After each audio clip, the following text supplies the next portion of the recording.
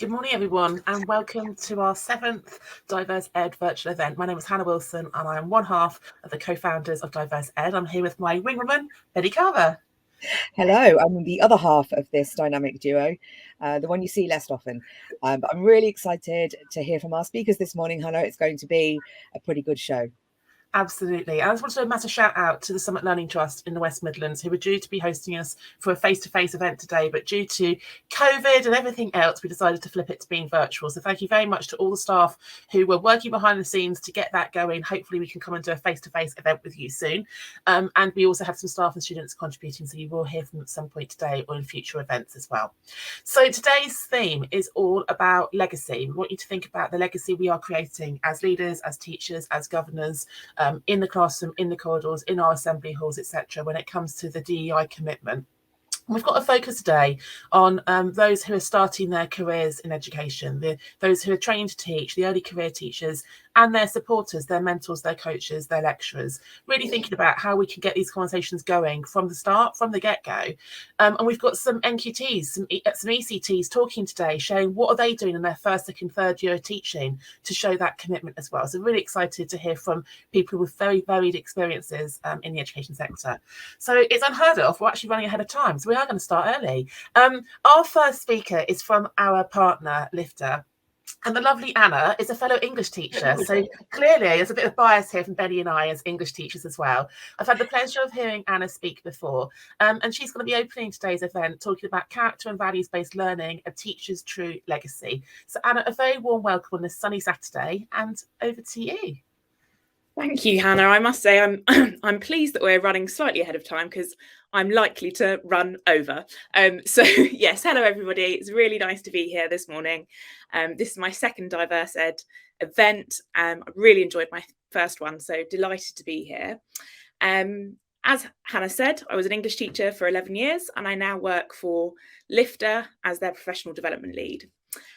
So this session is going to look at how Lifter's powerful story worlds can support character and value-based learning. And I'm really going to argue that this is the crux of what we do in the classroom. This is at the heart of what we should be doing in the classroom. So for those of you that have not come across Lifter before, Lifter is a 3D world of stories. And you can see our globe here that is covered in pins, and these pins are what we call story worlds. So Lifter is actually a Nordic word and it means to lift. So our platform lifts the world into view for young people, but it also lifts young people and it places them all over the globe into these different story worlds. And story worlds are 360-degree immersive environments that you can take students into via your interactive whiteboard, or students can enter into independently on their own device. And in these immersive environments, there are unique soundscapes to make students feel as though they're really there. There are rich media articles for them to read. There are 360-degree videos for them to explore, but perhaps most importantly, there are short documentary films that connect your students with individuals from those communities from across the globe. So I just want to ask you now to consider, as an educator, what are your top 3 values that you really want to instill in the young people that you're working with? So just take a moment to consider that. Think about what 3 values do you really want your young people to come away with having been in your classroom with you. And I'm asking you that because we're now going to be meeting a young man called Dean Powell. We're going to be watching a short excerpt from one of our documentary films. And as you're watching, I would like you to look out for those 3 values that you have said are your 3 most important values. So I hope you enjoyed Dean Powell. Here's his video now. Er I bange? Nej. Nej. Den kan jeg også lave. Her? Lav den. Det har jeg glemt. Gå derover, så gør vi lige det. Du glemmer meget åbenbart. Jeg er klar over, hvor meget jeg skal holde styr på. Au, for satan. Satan! Når du har banner. Nej. Jeg hedder Den Palsing. Den Palle betyder hjælpsom, og mit efternavn betyder løve. Jeg drømmer om, at jeg kan blive fodboldspiller, når jeg bliver stor. Den skal jeg kaste mig på, den der. Ja, det skal du da.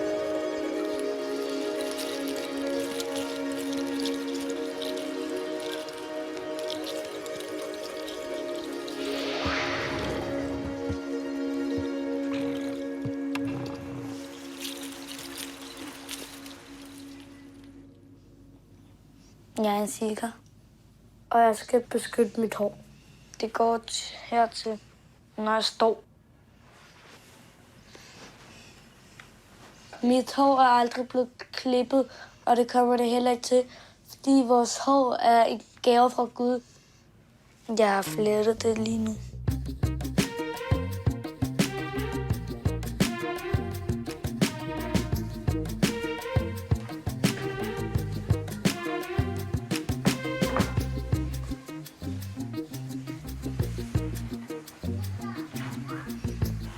Jeg synes, jeg bliver sådan nogle gange bange. Altså, jeg skal prøve at få det der med at være bange væk.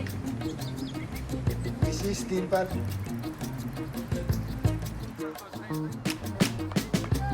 Kom igen, drenge! Jeg vil gerne prøve, når jeg bliver voksen, at være verdens bedste målmand, som Peter Schmeichel har været 2 gange. Ja, sådan! Det var godt, drenge. Så kunne vi finde ud af det. Den Palle på mål. Jonas kommer ud. Men jeg bliver altså nogle gange bange for at kaste mig, fordi jeg tror, det gør ondt. Den Palle ud i det! Op med hovedet, dreng!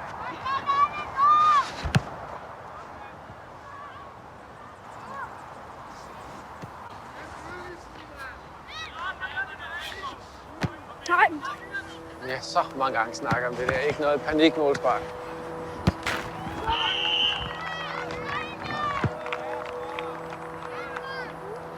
Johanna Hans, det vil med at løbe. Jeg skal prøve at få det der med at være bange væk, og jeg skal være bedre til at lave målspark, fordi det går ret tit galt. Ja, hvis I vandt. Hvis I vandt.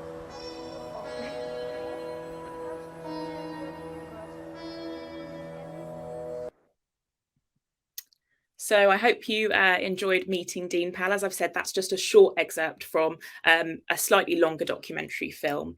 But I wonder, which of the values that you said were important to you as an educator did you see in that film?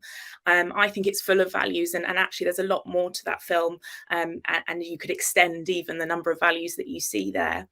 And I think that lots of you, well, the majority of you will have units about Sikhism in your schools, but how did that film manage to bring those elements that students often learn about from textbooks or on the interactive whiteboard? How did it bring those to life?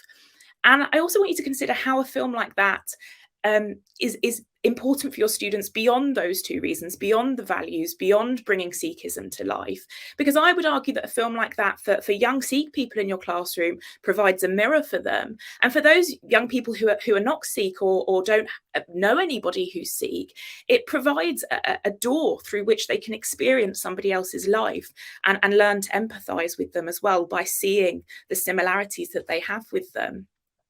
So beyond our kind of moral obligation to nurture values in our young people, to make them the best that they can be, I want you to also be aware of kind of some of the statutory requirements that values and character-based education are required in your school. So, for example, the Ofsted inspection framework, something we don't often like to kind of think about, but actually, they will be looking for the behaviours and attitudes of your young people, as well as opportunities for personal development.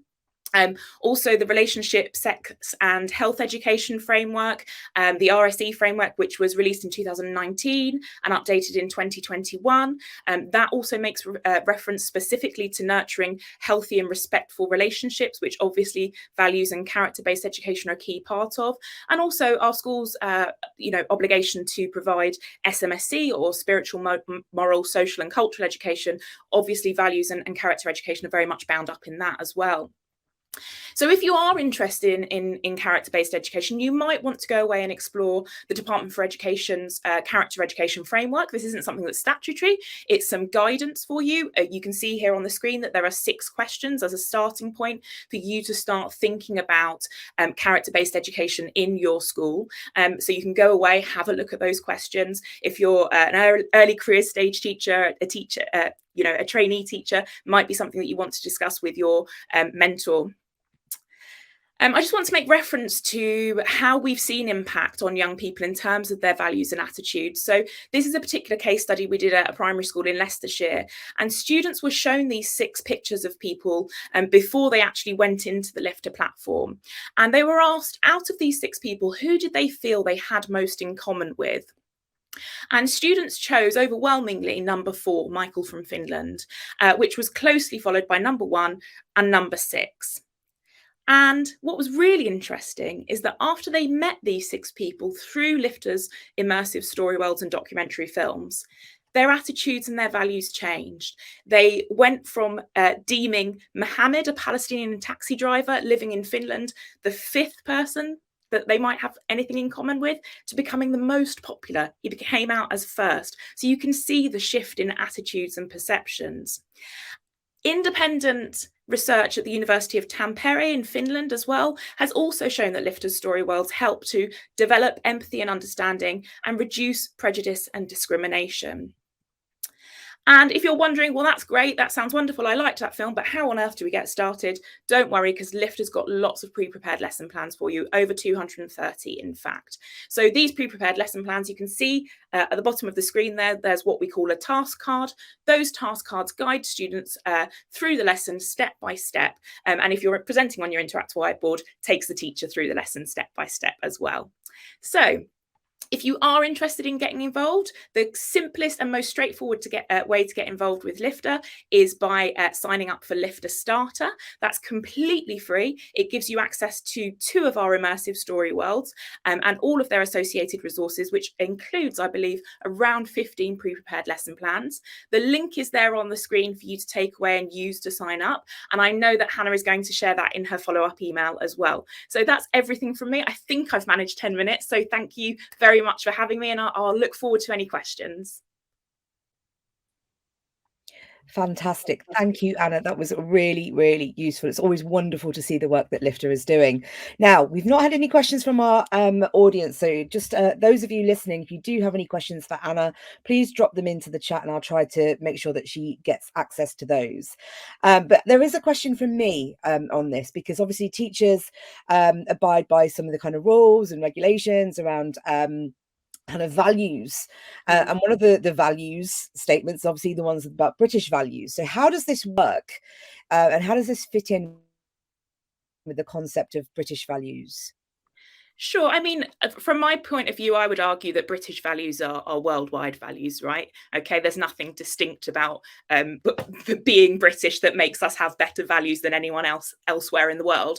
And I think that that's what Lifter shows us. If we watch films like Dean Powell, children see that Dean Powell, despite living in Denmark, despite having a different faith from themselves, he actually shares a lot of common features with them. He loves playing football, for example. He's frightened of, diving for the ball. I'm sure something that lots of little boys and girls go through, when they're playing football. So I think that being able to see the common values across the world, whilst also being able to meet that statutory requirement, because of course Lifter does offer all of those things that you can tick off and say, yes, I'm teaching the British values, but actually extends that beyond that idea of just purely British values to saying, actually, what are our common human values? What brings us together, as well as what makes us, learning to respect difference too.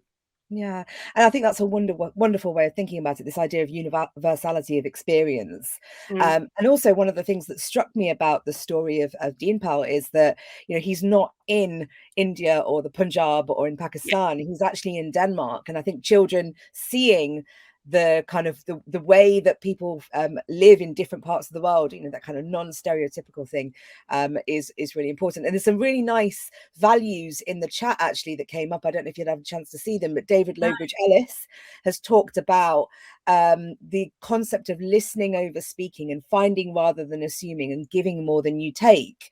How does Lifter help in reinforcing some of those things? So the idea of listening over speaking, finding rather than assuming, giving more than you take. Yeah, well, I think that a lot of our story worlds encourage young people to think about being a global citizen and what they can give back to their communities. So Dean Pal is just one of our stories, but there are lots of stories about being a good citizen and contributing to your community. But I think just the form, right? Documentary films forces you to listen, and forces you to listen to voices that perhaps you've not heard before. And even if we're thinking about the documentary film form, you know, I like the documentary film, but I've never watched a documentary film about a little boy who's Sikh in Denmark. So I think that just the way that Lifter works means that children are forced to listen before they speak. And it's really interesting, some work that we did in Kent with some secondary school students there. The sixth formers actually said, as a result of watching some of the documentary films and being in the story worlds, they said all of our assumptions were undone. Wow. And so it taught them that actually we were speaking these things, we were saying these things, we were assuming these things, but actually by listening and by being forced to listen in a way, our preconceptions and our misconceptions were just undone.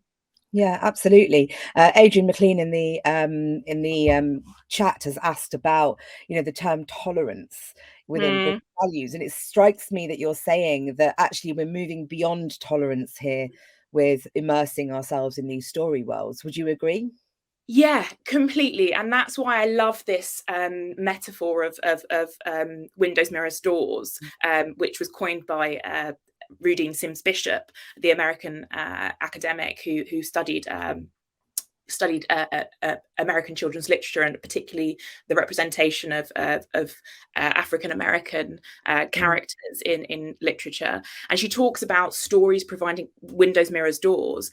And I would argue that our stories must, at the very least, provide mirrors for young people that do not see themselves represented in the curriculum. But beyond that, they also have to invite young people to step in and experience others' lives and to see the commonalities and to learn to respect the differences too. I mean, in that short excerpt of Dean Pal, I saw way more features of commonality with him in my own childhood than I saw differences, right? Though I've had no religion in my life whatsoever, but that thing of kind of feeling frightened as a child about certain things, you know, wanting to do well, wanting to get better at things. There's a bit later where you see him eating food with his family, something that everybody does. And I think that Lifter, in inviting young people to go in and explore these worlds, absolutely moves beyond simply tolerating others. It allows us to empathize and understand others. Absolutely. And empathy is such a key skill. Just in our last minute, Anna, we've had a question about how do we access it? So just can you go back over, how do people access Lifter? Can I just, is it possible to just share that final screen again? Because actually there's a link there that you might want to make a note of if you are interested in accessing it. So if you take down that link, and as I've said, I know that Hannah's going to share that in her follow-up email as well.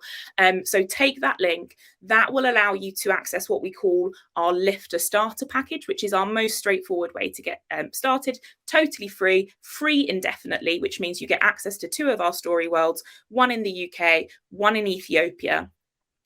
Both great for values-based education, as well as being lots else as well. And you get all of the associated resources, including, as I've said, 15 lesson plans. And if you liked what you saw there and you wanted to come and do some training with us, then you will be kind of prompted to book some training with us. And that will actually give you 30 free days access to the platform. So you could really dig in and get to know all of the other story worlds as well. Thank you so much, Anna. No It's been problem. really, really lovely listening to you. I absolutely value the work that Lifter is doing. I mean, I'm an English teacher. Storytelling is in my blood. And I think a lot of us understand the impact of storytelling and empathy as well. So thank you for sharing that with us today. I'm going to hand back over to Hannah to introduce our next speaker. Yeah, brilliant opening, Anna. Thank you so much. I was just watching, I've seen that one before. It's fun. I was also just thinking about how we challenge and reframe stereotypes, like thinking about the kind of the gender stereotype of hair length, for example. That could be a really interesting conversation with a class as well. And Anna sort of like ended by introducing this idea of global citizenship, which Andy Moffat, our next speaker, is going to pick up. So Andy is the co-founder of No Outsiders. He is very high profile on social media. He's on the No Outsiders World Tour at the moment, popping around schools all over the country. I had the pleasure of being at a conference with Anna and Andy a few weeks ago and heard them both live, which was absolutely brilliant. So Andy's going to be talking about No Outsiders teaching for global citizenship, and no slides but lots of books is what I'm expecting, Andy. Is that right? Yes, that's right. Basically, assembly pictures today. Thank you, Hannah and Bennie as well. And thanks for having me today. Well, I'm going to talk quickly because I've got 10 minutes. So I'm going to show you 3 assemblies. I'm going to say 1 picture book. I really want to, first of all, I want to thank Anna, the last speaker. I completely agree with what she was saying about, children need to see themselves in our curriculum in our schools, and that wonderful video of Dean Powell in Denmark showing children that we have things in common, and a lot of the things I'm trying to do in No Outsiders is to show children that we have more things in common than things that pull us apart. Very quickly, let's go straight into some assemblies. So I'm going to show you 3 assemblies that I've done in the last 2 weeks in my school, and all the assemblies are free to download on my website. So when I look at when I start assemblies, I start with a picture. So here's one. So as the children come in, they're looking at this picture on the board, and they know that I'm going to ask them. My first question is going to be more than children. Then going to say, what do you see in the picture? What's the story here? Who do you think they are? Who's going to start us off? Then children put their hands up and they guess, and we have lots of suggestions. And I always answer, could be. Oh, yeah, good idea. Yes, who's going to build on that? And then I tell them a story. So this story, this little boy is called Lachlan, and Lachlan is a toddler in this picture. It's a bit older now, actually. Lachlan has different hair. I would say to children, what's different about Lachlan, and they might pick out his hair. They might not, actually, but Lachlan has different hair. Lachlan has hair that apparently only 100 people in the UK have at the moment. It's called uncombable hair, uncontrollable hair. When he was born, he had jet black hair, but it fell out quite quickly, and it's replaced by this sort of his mum describes it as a peach fuzz. And you can't comb it; it just sticks up. It sticks up straight. His hair does, and you can't comb it; it will fall out if you comb it. So Lachlan has different hair. Now, Lachlan, as a toddler, people sort of often sort of pat his head, and they sort of ask to touch his hair. And Mum says, at the moment, he quite likes, that. Quite likes the attention. But when I did this in assembly, I talked about, I wonder when he gets to 5 or 6, will he still like children saying, can I touch your hair? Is it okay? If they ask first, is it okay to say to someone, can I touch your hair? I mean, is it the same for someone's nose? Or can I touch your nose? If you ask, is it okay? Can I touch your knee? Or should we not be asking? Is it not okay? I mean, do I need to touch your hair? Do I need to touch your nose? Let's think about, so how do you think Lachlan feels if the first thing one says to him is, can I touch your hair? Or even like, if anybody asks him, what do you think? What would be a better thing to ask Lachlan, do you think? And we talked about, if Lachlan was in our class, what could we say? How about, do you want to play a game with me? Or how about, can I borrow your pencil sharpener? Rather than, can I touch your hair? What things do you think we have in common with Lachlan? What could you play with Lachlan in your class? What things do we have in common? So I end up focusing on things we have in common with Lachlan rather than the thing we have different, i.e. Our hair. And I end up always by saying, why is it about No Outsiders? It's about No Outsiders because if Lachlan was in our school, what would we do? We'd make sure that he felt like an outsider. We'd make sure that he knew that he was welcome, he belonged. He's got different hair. We've all got doing things about us. I've got no hair at all. Someone else has got red hair. Someone's got brown eyes. Someone, is wearing an orange jumper today. We all have different things about us. And Lachlan would absolutely fit in our school. There are no outsiders here. Here's one with older children, year 5 and 6. Again, I'll start by saying, what do you see here? And we talked about, what the children saw and where they thought it was, and some detective work there. What building is that? Why are all those pushchairs there? Are there babies in those pushchairs, do you think? Would you leave your baby in a pushchair at what is that? It's a train station, isn't it? Would you leave a baby in a pushchair at a train station? Just leave it in a queue like that? So we guessed what it was, and then I told them about it. These are pushchairs left at stations in Poland for Ukrainian refugees. Why are people leaving pushchairs at stations for Ukrainian refugees? If you're a refugee and you've got a baby, why aren't you bringing your pushchair with you? And then we talked about, what trains might be like if you're a refugee, and why you wouldn't bring your pushchair with you. And we talked about maybe, if you've got a baby and you're fleeing your home, well, what do you choose to carry?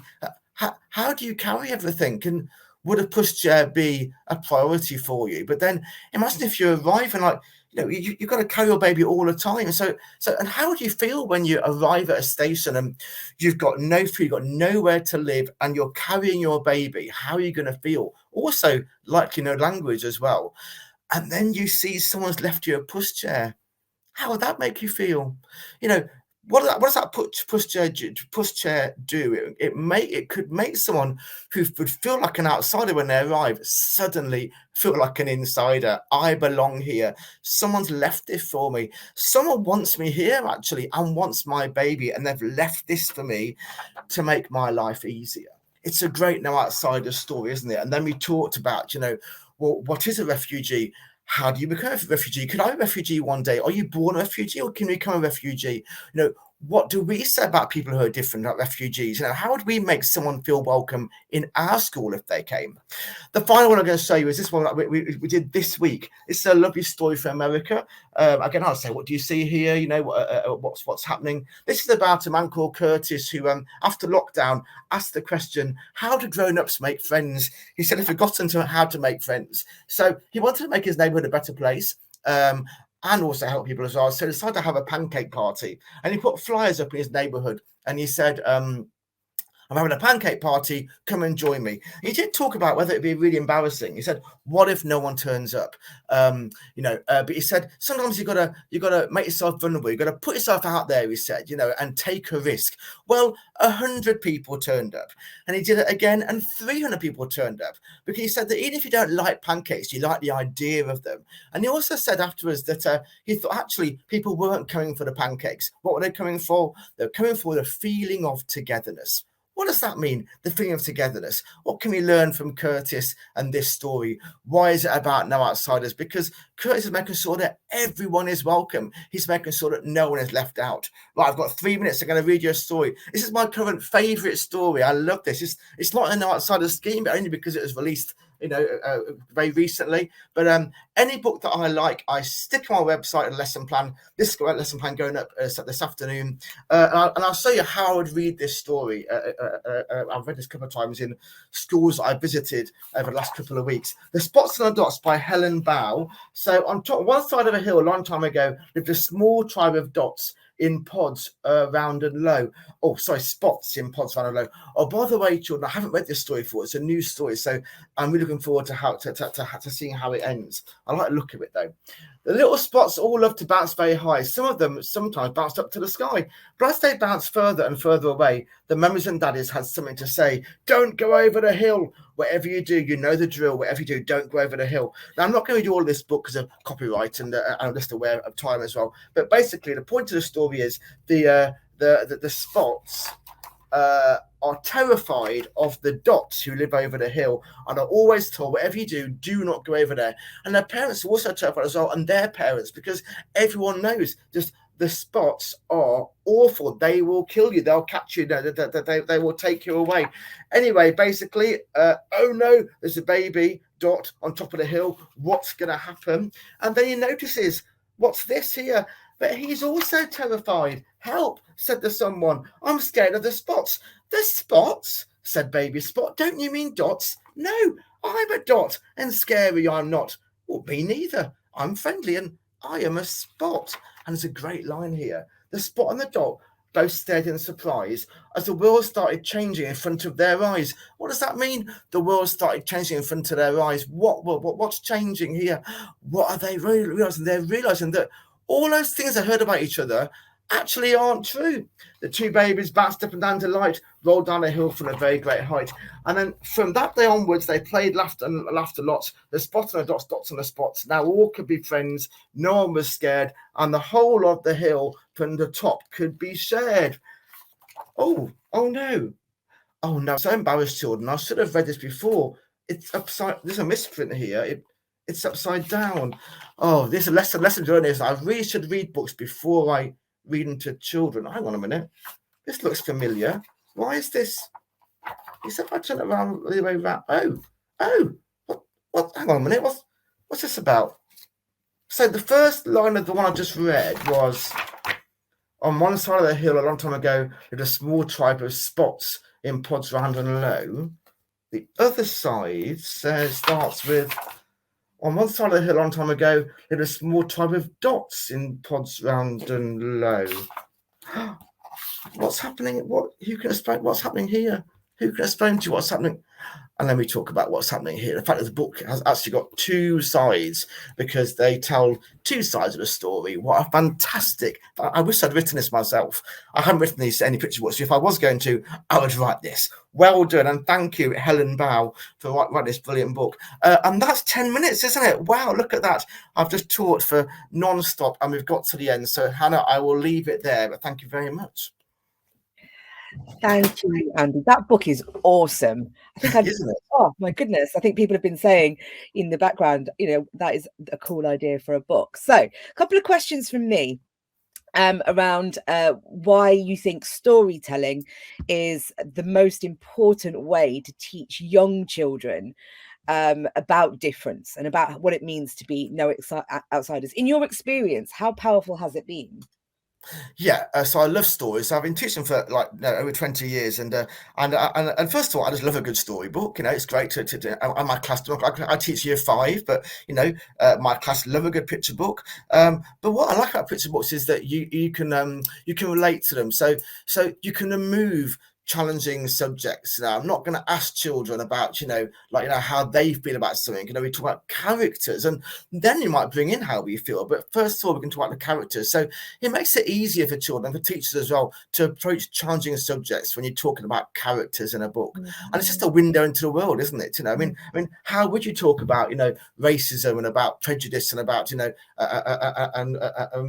and about sort of stereotypes, and then you have a book like this, and actually it opens up a whole discussion, and and I love the fact that in the middle, you can pretend that you haven't read it, and you can go, oh no, it's a misprint, and the children go, no, it's about and they work out, and you go, oh, now I understand. So it's all about picture books. It really is, and there's a comment in the chat around from Charlotte who talks about actually, secondary teachers need to remember that picture books can be these really powerful tools of learning about the world, and actually Key Stage 1, EYFS upwards, do it really, really well at primary, and we forget that we can use them at secondary as well.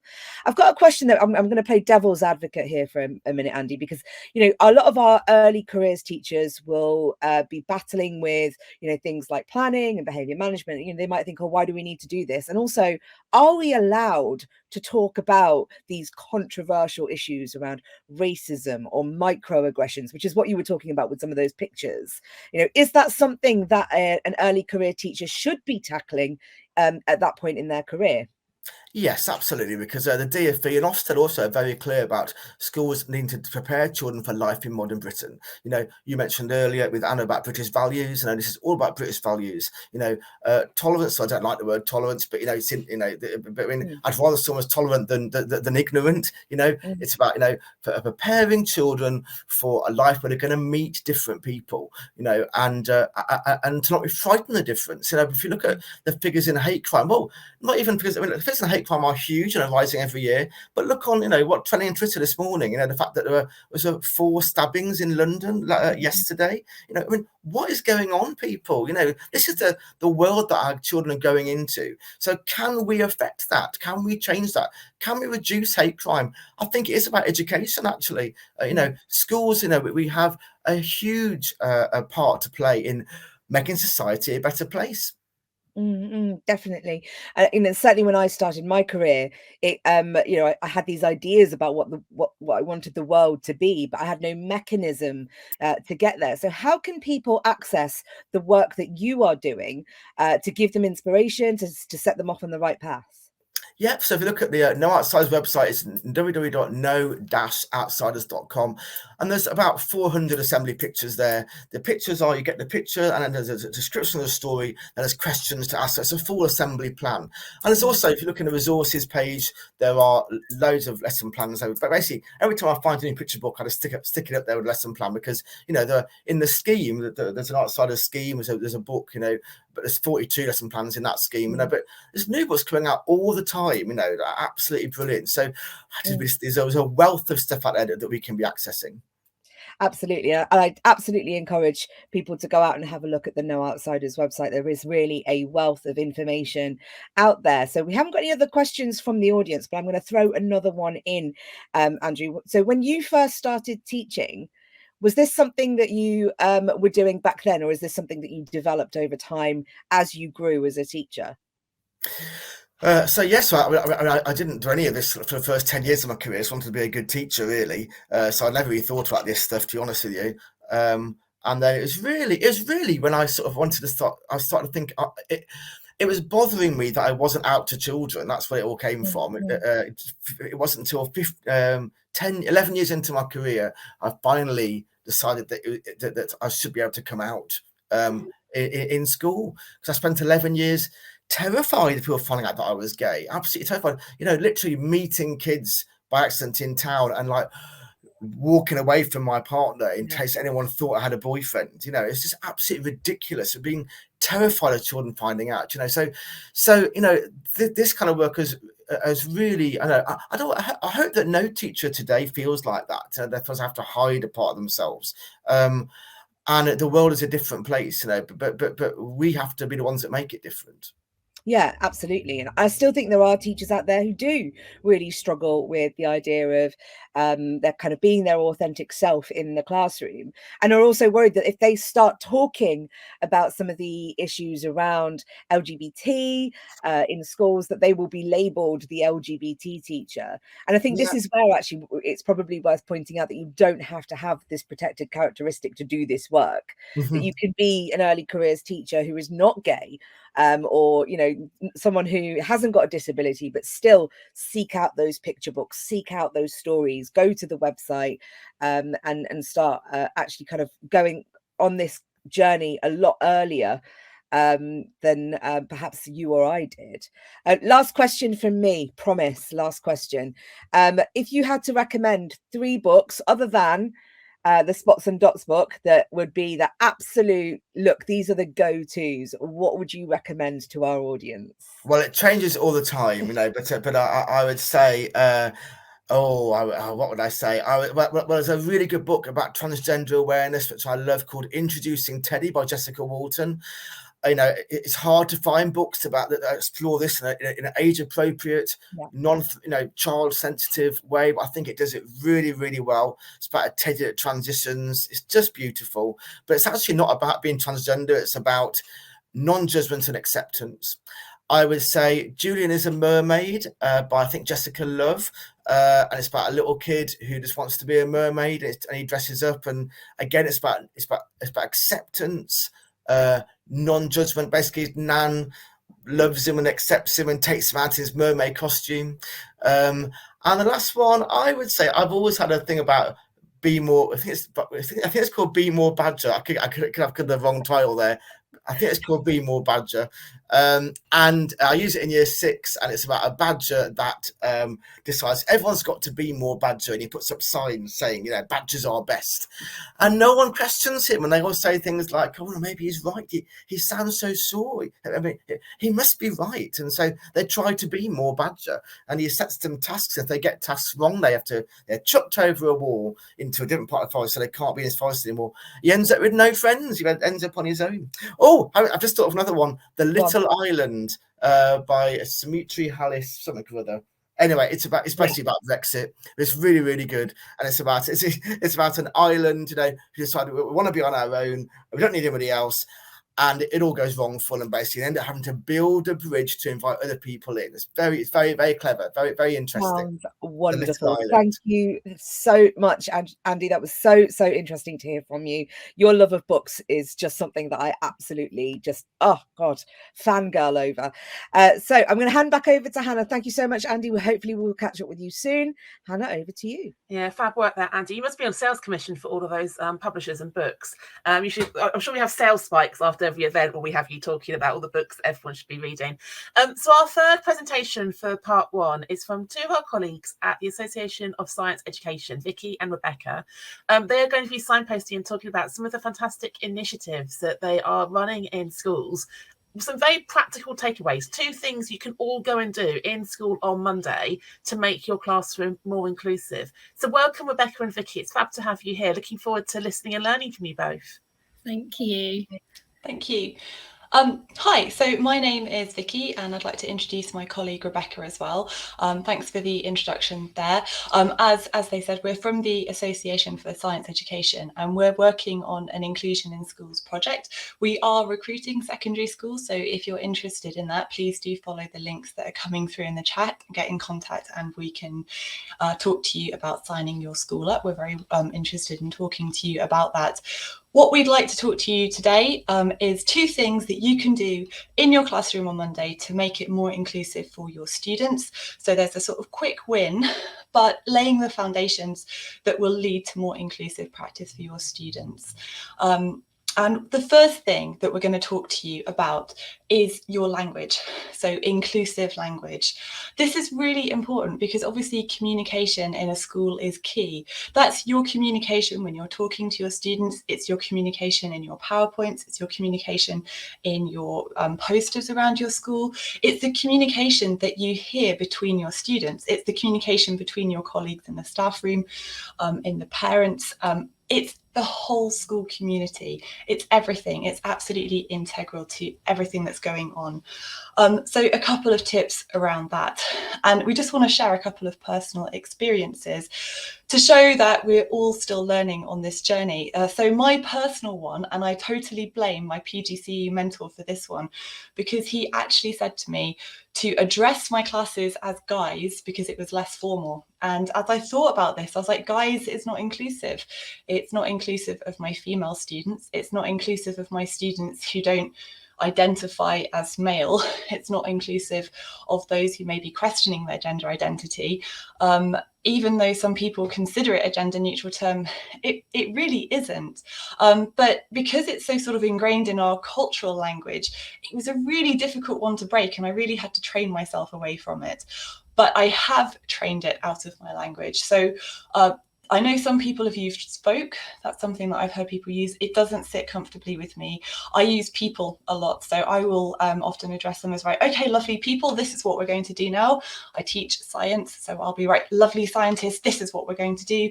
Or year 8, right, books away, off we go, this is what we're going to do. So there are collective terms I can use with my class, which does not involve using their gender in any way, shape or form, but does actually include everyone in that classroom.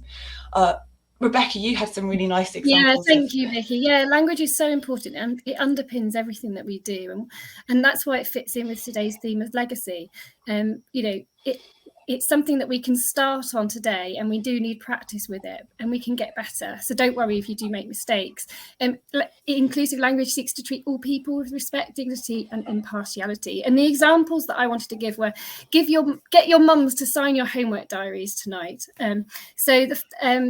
This one could be initially seen as an innocent instruction to a class, but for the child that's sitting there that doesn't have a mum at home, or maybe, have a different situation, that the mum's sick, or that's, living away from home, or any number of circumstances that deviates from the supposed norm, then this can have a really big impact on how they feel. It can make them feel more different. It can affect their mental well-being and ultimately affect their ability to engage with the lesson. We must also remember that it's reinforcing a stereotype. So, there are children that maybe have a mum at home, but it's further evidence that this is normal, and this, potentially is a better, could be seen as a better way of living. Which is just not the message that we want to give. So the second example I wanted to give was nitty gritty, and this is something I only recently learned about, and even saying it and even having it on that screen just feels really uncomfortable, because I've learned that it has its origins in the slave trade and it is offensive, and I didn't know that. I was ignorant to that and would use it, and there are lots of phrases that I'm sure that I don't know the origin of, and would feel the same. So I'm just trying to avoid using phrases. There are other reasons to avoid using phrases. It's confusing for children who don't know what they mean. It's confusing for our students with neurodiversity and EAL students as well. So there are lots of examples here, and I'm sure you can think of some of your own. And there's lots of examples and lots of context in which these phrases and sayings are said. So what I wanted to do, and in the link that and the email that Hannah's going to send out later, is that there's a document which I quite like that kind of scaffolds a way to respond to discriminatory language, and it's from the Brighton and Hove Safeguarding Children Partnership. It's based around sexist language, but it can be applied to different areas of discriminatory language. And Vicky's going to talk you through some of the ways to respond. Yeah, that's really important, because as educators, we obviously teach our subjects, but it's really important that we have a wider role in that community. And if we overhear language that's inappropriate, we have a responsibility to talk to our students about why it's inappropriate. We need to challenge that language. We need to step up to them, and we need to explain to them why it's inappropriate. They may know why it's inappropriate, and they may be using it offensively, in which case we need to take that organisational approach. We need to be saying something like, the school doesn't tolerate that, and we need to go down that sanctions route. But we need to make sure they understand why it isn't, and we need to say, do you know why it's inappropriate? How would you feel if this was said to you? And engage them in that response, because if we don't educate them, then they're likely to go on and move it forward. As Rebecca was saying, a lot of those phrases I've recently been learning as well have come from the slave trade, and as I learn their origins, they're really shocking and wouldn't want to be using them. And my understanding of a lot of language is evolving, and I think it's really important that we keep ourselves up to date with it. And another area is language around LGBTQ+, which is constantly evolving. And as a teacher in secondary, I'm constantly trying to keep myself up to date with it. And we've got some links on the screen here, and they'll be coming out on the links online as well, as some people that you can follow to make sure you can keep yourself up to date with that language as well, with some explanations about language which is inappropriate and why it's inappropriate as well. I think it's that understanding why language is inappropriate which gives you that depth of understanding as to why not to use it. And again, when you're talking to your students about why not to use it, that gives you that understanding moving forwards. Okay, so this brings us to our second tip that you can do in your classrooms on Monday, and it does involve a little bit of homework. So the homework is to try to observe some stereotypes over this weekend, and I'm sorry in advance, because once you start looking for stereotypes, you cannot stop looking, and you also cannot unsee them. So looking for stereotypes, maybe if you're going out into the supermarket this weekend, you might see some Easter eggs that have been helpfully colour-coded, so we know who their intended recipient should be, and making assumptions about their intended recipients. Or maybe watching TV, you might see some patterns in adverts, for example. We're going to bring it back to the classroom, and that's what this graph on the right-hand side is all about. It can start with Easter eggs, but it can end with changing the subject choices and the futures of our young people, which is really what our project is about, the Inclusion in Schools project is about. So we're going to bring it back to the classroom with a few more stereotypes and assumptions. So yeah. So if you just have a look here, you can see some examples of handwriting. Just think about what assumptions you'd make here. It's possible that you're making an assumption which many people make, which is that girls have good handwriting. This may not seem problematic, and you may even feel that you've seen many books that support this assumption, but we need to consider the impact that this actually has, the wider impact. One of these examples might be that in group work situations, girls are actually more likely to take on note-taking roles because people can read their handwriting. But this means that they're going to miss out on other learning experiences. So I teach science, and they're less likely to take on those practical roles in science because they're taking the notes.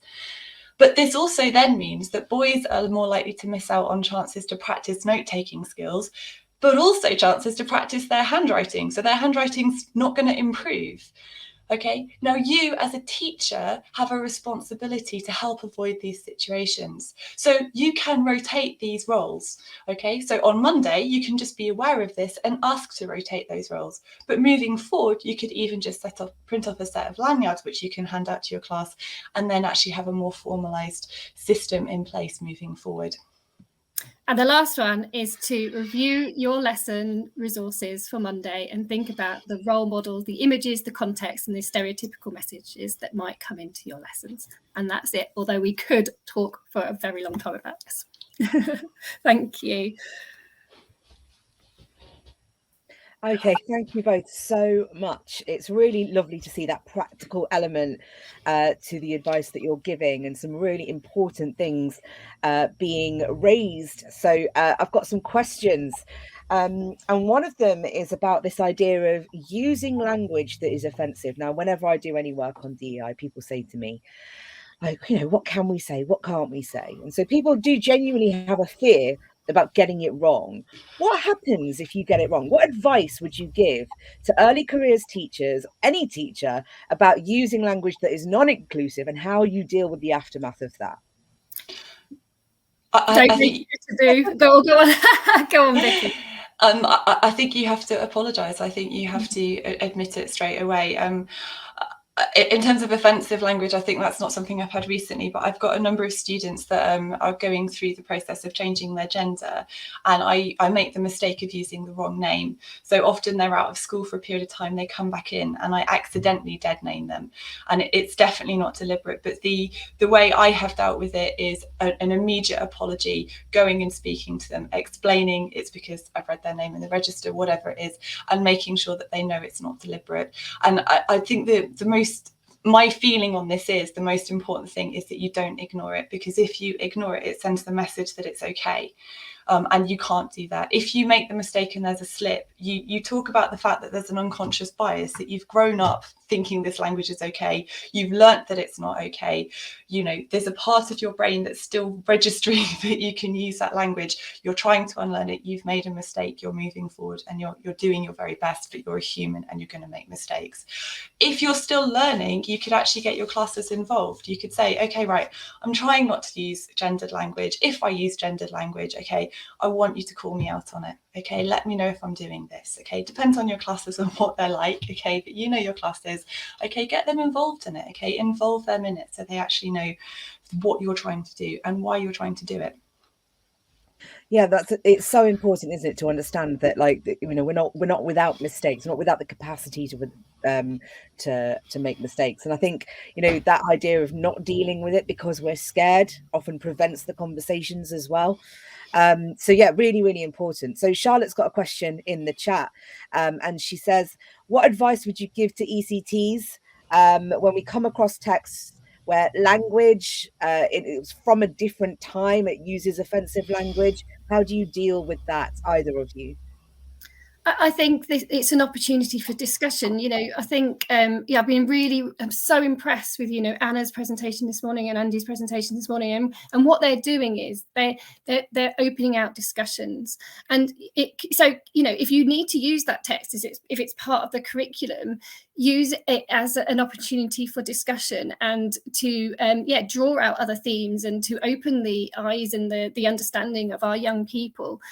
So it's, you know, as I said, try to review your resources before Monday. You know, it's something that you can get into the habit of doing. Just have that awareness of, your role in the classroom to try to educate our young people, not just on the content, not just on the curriculum, but on the, you know, the wider world and the diversity of the world that we live in. Obviously there's always one person who doesn't unmute themselves, and that today was me.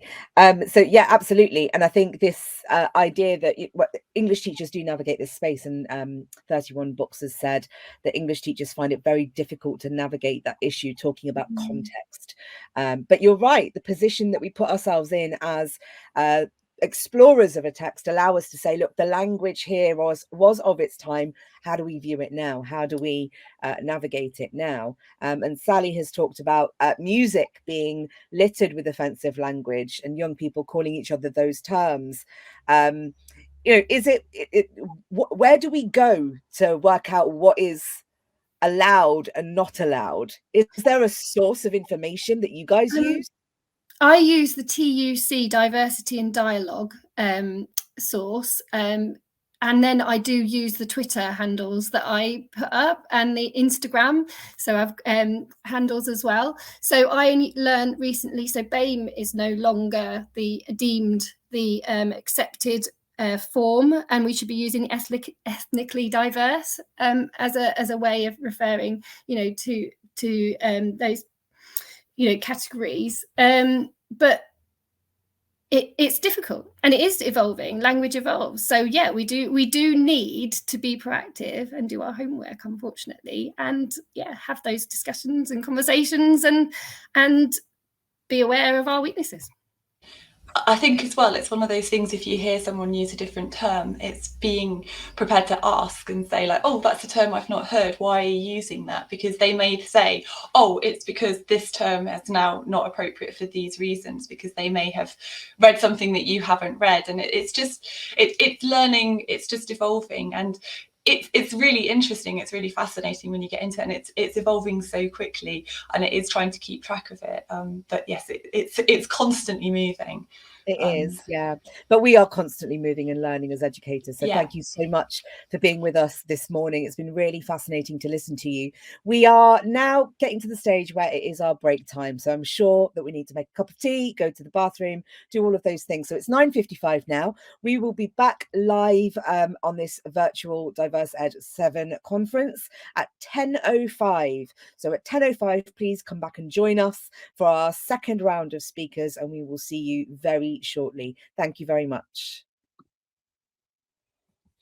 Okay, welcome back to the Diverse Ed virtual conference number 7. We have another suite of guests with us now, and without further ado, I'm going to introduce Charlotte, who's going to be talking about parenthood, managing parenthood and a teaching career. Charlotte, welcome. I'm not going to take up any of your 10 minutes, so please, over to you to share with us your thoughts. Thank you. And it's great to be here. Thank you very much. I'm here on behalf of the MTPT project. So that stands for Maternity Teacher, Paternity Teacher Project. And in the 10 minutes that I've got, I'm going to give you a bit of information about who MTPT project are, what we do as a charity and collective, a bit of context of where we are here and now with regards to parenthood and teaching, and then a couple of examples that in a workshop scenario, we'd spend a lot more time thinking through and talking about, but just talk you through a couple of real life example case studies from our community, and then signpost you to where you could find out a bit more about the charity and how you can get involved. So MTPT project was founded in 2016 by Emma Shepherd while she was on maternity leave with her first son. I should say that the phrase maternity leave is very specific to mothers who are taking leave, and we've seen already this morning the ways in which language is changing and shifting to accommodate and include a range of experiences and the ways in which families grow. So actually maternity leave is probably not a very apt phrase to use now. So we're tending to use the phrase childhood leave or childcare leave when we talk about leave taken to look after children, so that it includes a range of experiences, and I'll go a bit more detail in that later. So we inspire, empower and connect teachers who choose to complete professional development on their childcare leave or their parental leave, and we're the UK's only charity for parent teachers. So in a nutshell, that's what the charity does. But we're thinking about what it means to be a parent teacher today. And I want you to think about maybe some of the assumptions that we make, or our own biases, or the assumptions that maybe society imposes on us about what being a parent teacher might look like in the here and now. So you might want to think about your own experiences. You might want to think about how experiences differ based on gender identity, sexuality, age, race, ethnicity, religious identity. You might want to think about how your experience of being a parent teacher might be impacted by your level of responsibility within the school, whether you have a high teaching load, whether you have managerial responsibilities, whether you have a pastoral role in the school, can all impact how your experience of being a parent teacher might impact you. And then most crucially, and this is conversations we've been having a lot at MTPT project recently, is how you choose to grow your family. Whether you grow your family through spontaneous pregnancy, whether you're going through IVF, whether you're fostering, adopting, or whether you're growing your family through surrogacy. All of these different ways to grow a family are not covered by law, and they're not covered by employment law. They're certainly not covered by sort of one-size-fits-all policies, maternity policies, paternity leave policies, adoption policies. There's a lot of, especially when it comes to IVF treatment, there are a lot of schools that don't have adequate IVF policies, but that is something that's changing. So I just want you to take a little bit of time and maybe put some comments down in the chat about what assumptions you have made, society makes, you feel your institution makes about what it means to be a parent teacher today. So one of the things that sort of drove MTPT project to exist in the first place was that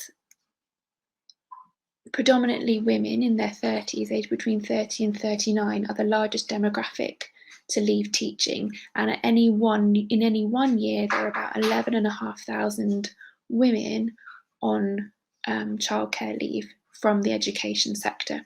So that's what drove the project to start, and for Emma to found the project. And then since then, the range of experiences and other sort of problems that are facing parent teachers have arisen that we sort of sought to answer questions about and tackle head on. And it's not just MTPT project who are trying to answer those questions and find solutions to those problems.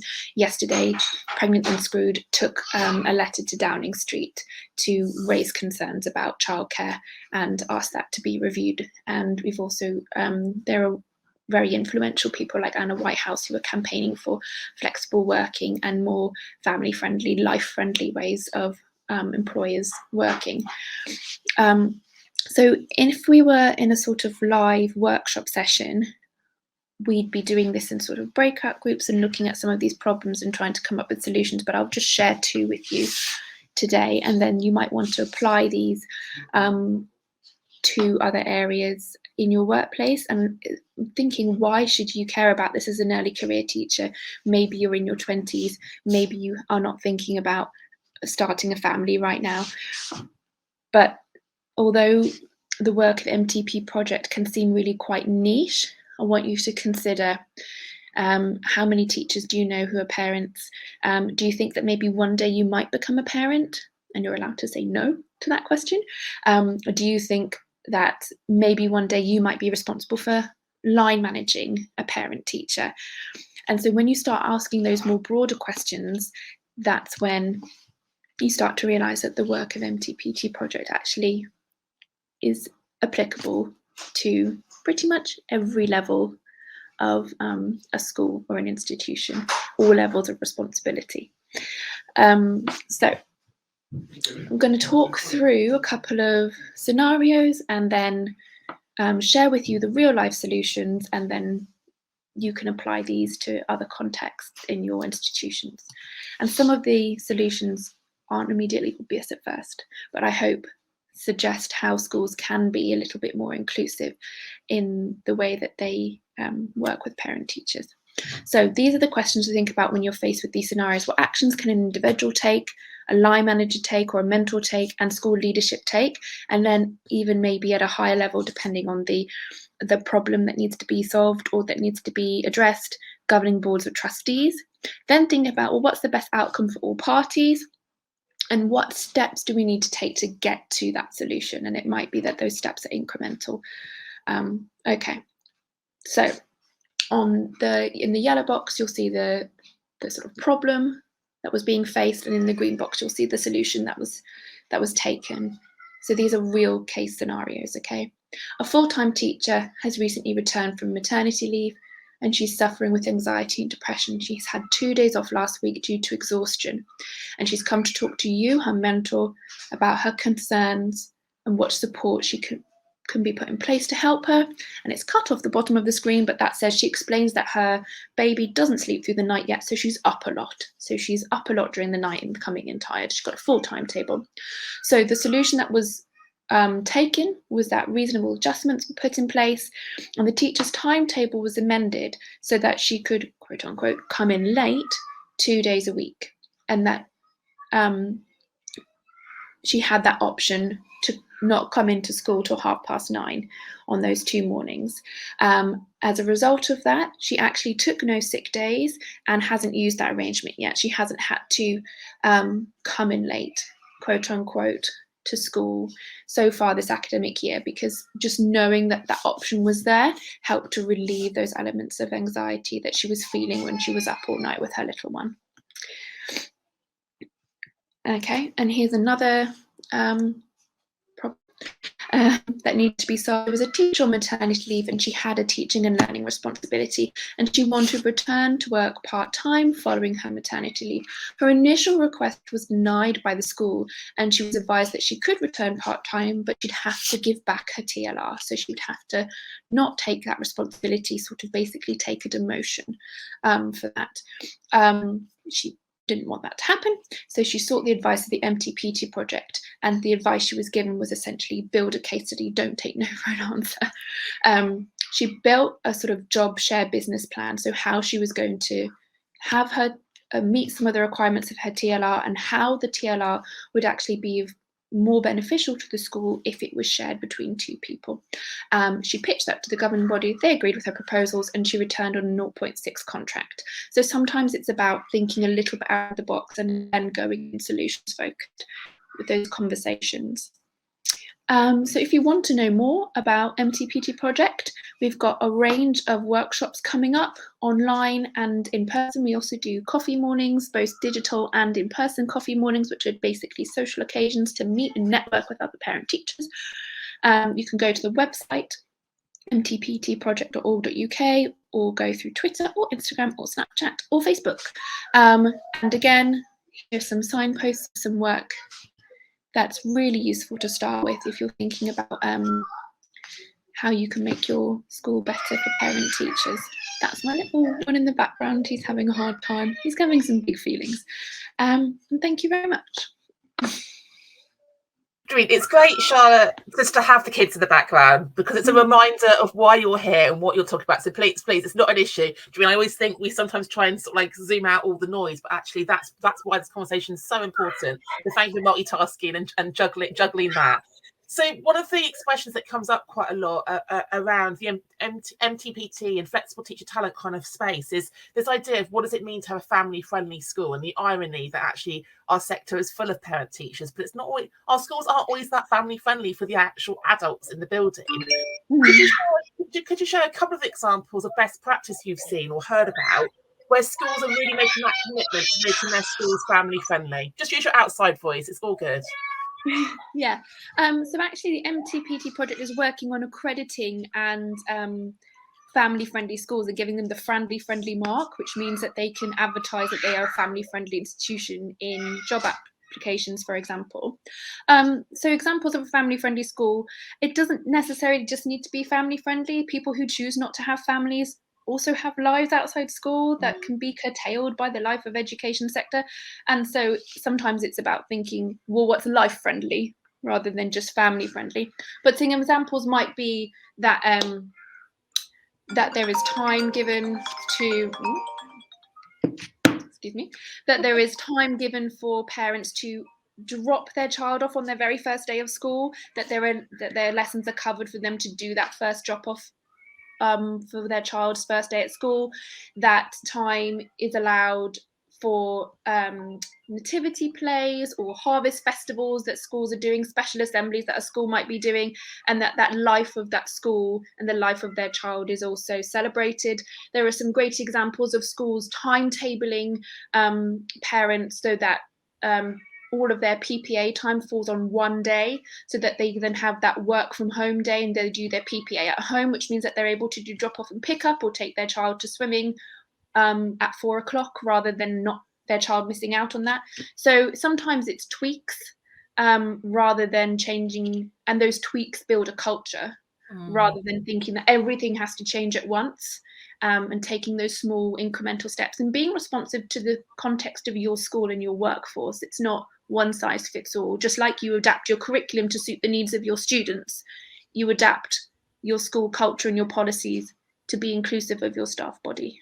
Yeah, brilliant. Thank you. And thank you for that reframe, because the language reframe's coming up a lot this morning already about moving from maternity leave to childcare leave. It's more inclusive for all parents and carers, and life-friendly rather than family-friendly, because actually we all have families in different ways, and you don't need to have children necessarily to have family responsibilities either.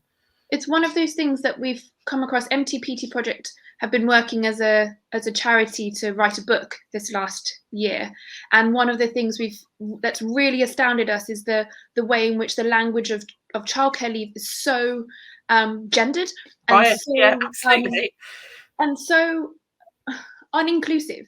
So if you are in a same-sex couple and you are not the primary child carer, then you take paternity leave. That's what it's called legally, irrespective of whether you identify as being a father or not. Likewise with adoption leave, it's so murky, and it can leave you actually feeling like that your way to grow a family and your way to manage that isn't accommodated by the law, when actually it's the semantics of the law and the policy that are making you feel like there isn't a space for the family that you've chosen to grow and how you've chosen to grow your family. Absolutely. And I'm thinking about kit days. I used to work with Emma years and years and years ago, and I know she's done lots of work at the trust we were at together around how we use those kit days, because the kit days aren't always used in a really productive way. What are some of your ideas about how the kit days can be used to help people in that transition back into the classroom post having a child? Yeah, well, kit days or keeping in touch days are sort of surrounded by red tape, and sometimes that red tape is not real red tape. It's just red tape that we think's there. So when I was on leave with my first, I was told I couldn't take kit days from home. I could only take kit days and be paid for them if I was in the actual building, which is completely false. I could have taken kit days remotely. Likewise, and this is true, this is in the policy, that kit days, you get paid a day rate, and if you only work a morning, you've used up that kit day. You can't split a day and do 2 mornings and count that as 1 day. So that's something to bear in mind if you are thinking of taking kit days.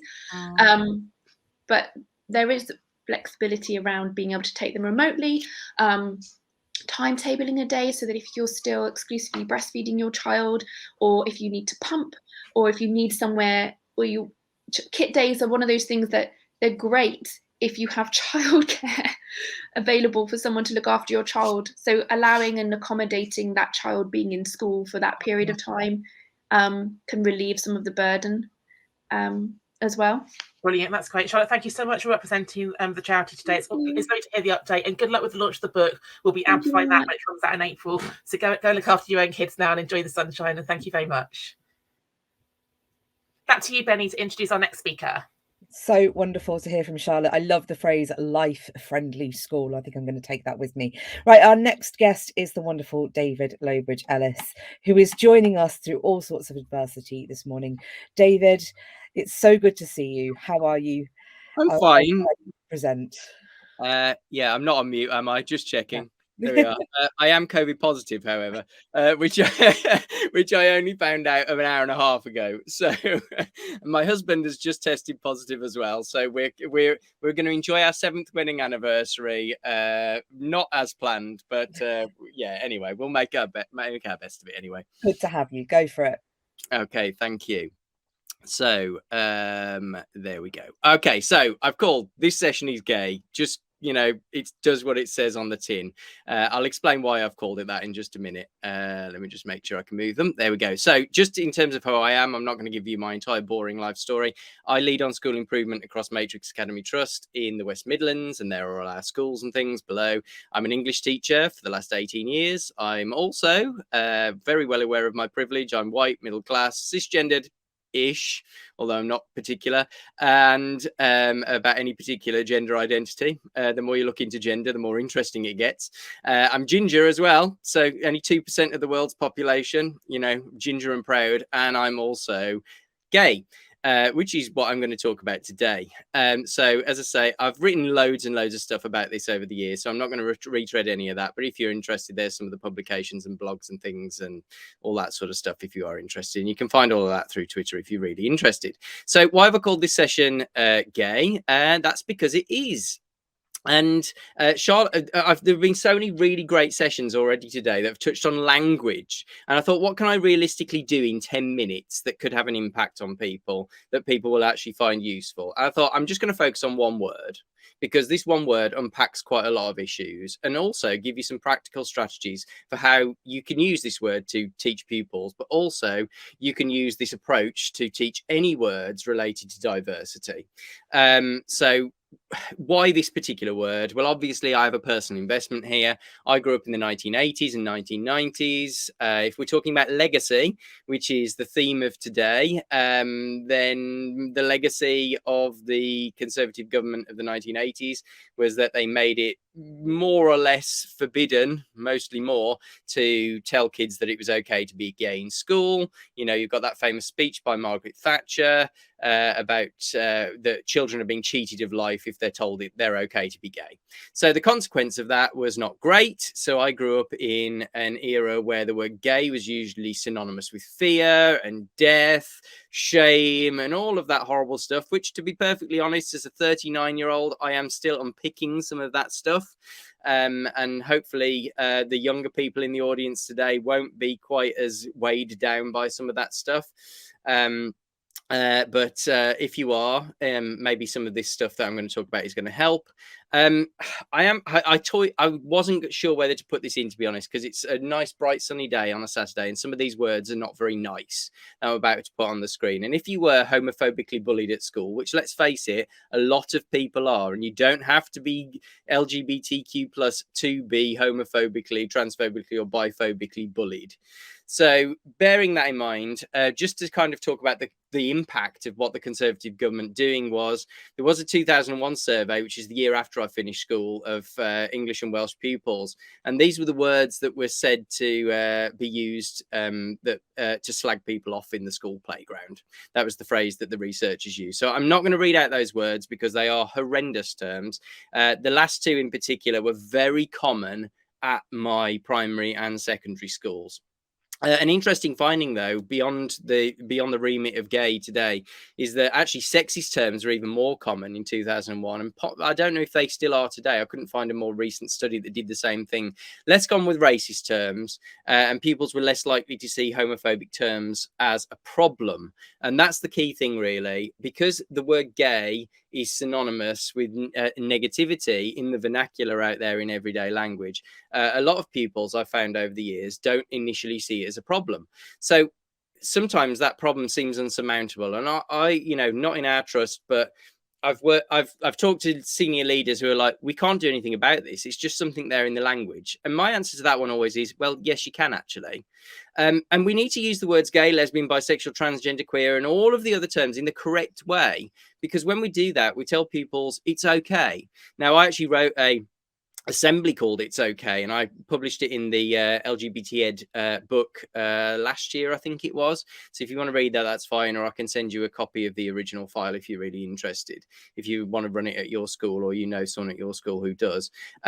But, you know, the best way to teach children the correct meanings of words, and that's what I'm going to focus on for the few minutes I've got left, is to sometimes tell them what the word doesn't mean. So when I was at school, a piece of boring geography homework was gay. Dropping food down your shirt at lunchtime was gay. High-tech trainers, which were the worst brand in the world when I was at school, were gay. Nowadays, a child dropping their phone, unless you're in a mobile phone school like some of ours are, but a child dropping their phone on the floor is gay. You know, testing positive for COVID could be said to be gay. No, it couldn't. It's not right. So obviously, Stonewall have done a campaign over the years, which a really good campaign of some years ago, which was Let's Get the Meaning Straight. And I've done lots of training with staff on this. So, you know, even things like on the way to a lesson, you overhear someone saying that's so gay. Not in the right sense, you know, not in the sense of that we want children to be using it in.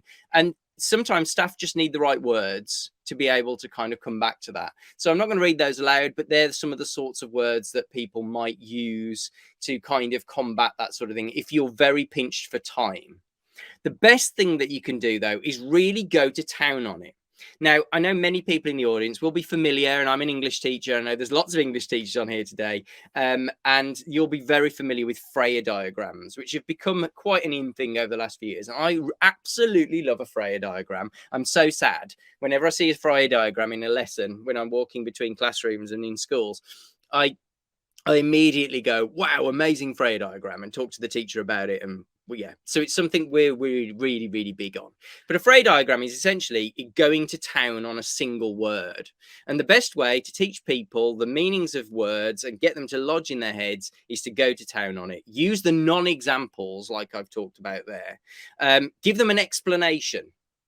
So, you know, talk the word gay is something related to people who are attracted to people of the same sex when you use it as an adjective. It can be an umbrella term, but sometimes it can exclude. And it was a medical term, but now we probably shouldn't be using it as a medical term. So you can kind of give them an explanation of it.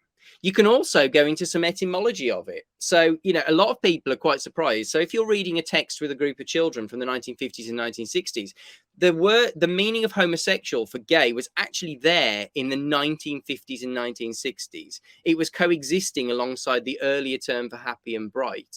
So it was recorded in the Oxford English Dictionary in this country in 1935. The lame and rubbish one actually wasn't recorded in our dictionaries until 2003 after I left school.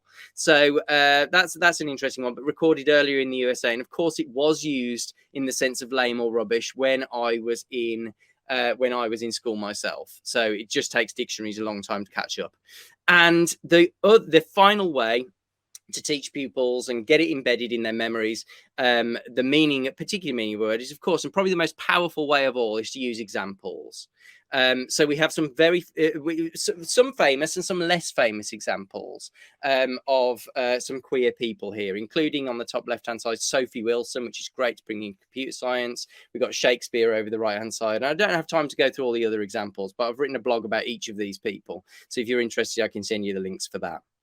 So that's it, really. That's how you go about, you know, and I think one of the things that I wish my teachers had done at school is use these words in the right way. So the amount of times we came across gay in a text, and the amount of times we came across words which some teachers might shy away from. Vicky and Rebecca were talking about the right words to use for things we don't like talking about, taboo words. The best thing to do with words that are taboo is to deal with those words and unpack them and understand why they might be interpreted in different ways. And something Charlotte just said, which I found really resonant, and I find all the time in my school improvement work across our trust, is that tweaks build a culture.